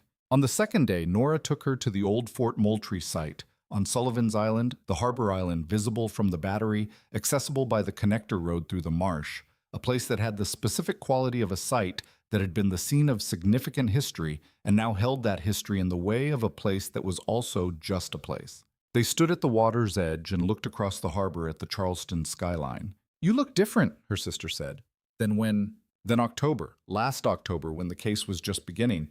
"You look like someone who has—" She paused. "Settled." "I've been settled," Nora said. "You've been committed," her sister said. "That's different. Settled is what happens after." She looked at the harbor. "The case is done. The surveys are done. The next surveys are in planning." She paused. "And there's a person." "There's a person," Nora said. "A specific person who showed up in the first row of the gallery and asked about chess sets." "He doesn't ask about the chess set anymore," Nora said. "He knows where it is. It's in the documentation." Her sister smiled at the harbor. "That's the most you thing you have ever said." "It's accurate." "That's the second most you thing," her sister said. They stood at the Sullivan's Island water's edge and looked at Fort Sumter in the middle distance, low on the harbor, and at the Charleston skyline beyond it, and at the Sullivan's Island lighthouse behind them, and at the water that connected all of it. The water that had been here before the forts and would be here after them. The tidal harbor. Doing what tidal harbors did, carrying what they carried in and out and in again. "James is coming to dinner tonight," Nora said. "If that's all right." "Of course it's all right," her sister said. "I've been waiting to meet him for a year." "He's going to be exactly what you expect," Nora said. "I expect someone who shows up," her sister said. "Then you're going to be correct," Nora said. He came to dinner that evening at the Old Village apartment, and her sister assessed him with the specific thoroughness of someone who had been listening to the account of a person for a year and was now making the direct observation. He sat at the table and talked about the Hatteras surveys and the archival work and the federal recovery proceedings. And when her sister asked about the 5 years in Charleston and what had kept him here and what he was looking for in the Southeastern Corridor work, he said the density of the history and the specificity of the legal questions and the particular quality of the investigations that this coast produced. Her sister looked at Nora across the table. Nora held her gaze steadily. After dinner, when James had gone, her sister sat on the balcony with her and looked at the harbor. "He said exactly what you said," her sister said. "About what?" "About why he stays." She paused. "He said the density of the history and the specificity of the questions." She looked at the harbor. "You've been saying the same thing about this coast since you moved here, in almost exactly the same words." Nora looked at the harbor. "People who do the same work for the same reasons develop a common language for it," she said. "That's the third most you thing you've said today," her sister said. Nora looked at the harbor lights across the water. Sullivan's Island Lighthouse in its rotation. Fort Sumter, low on the dark water. He stayed because of the work, she said, and then he stayed for other reasons. The other reasons became the same quality as the work reasons. She paused. That's the honest account. That's all I needed, her sister said. They sat on the balcony for another hour. The August night warm and the harbor doing its nighttime version of what it did all day, and her sister went to bed at 11 and Nora stayed on the balcony and thought about the harbor from below the surface, the 43 feet of water above the colonial vessel and the bell in its binnacle position, and the light filtering down from the harbor surface the way harbor light did green and particulate, and carrying the suspended history of 5 centuries of trade and travel and everything that had gone into that water and come back out again. She thought about the tide, what it brought in, what it carried home. She had been looking at this harbor for 5 years, and she had been in this water, and she had found what was there, documented it correctly, put it in the record where it belonged. The record existed now. It would be there for the people who came after. That was enough. That was exactly enough.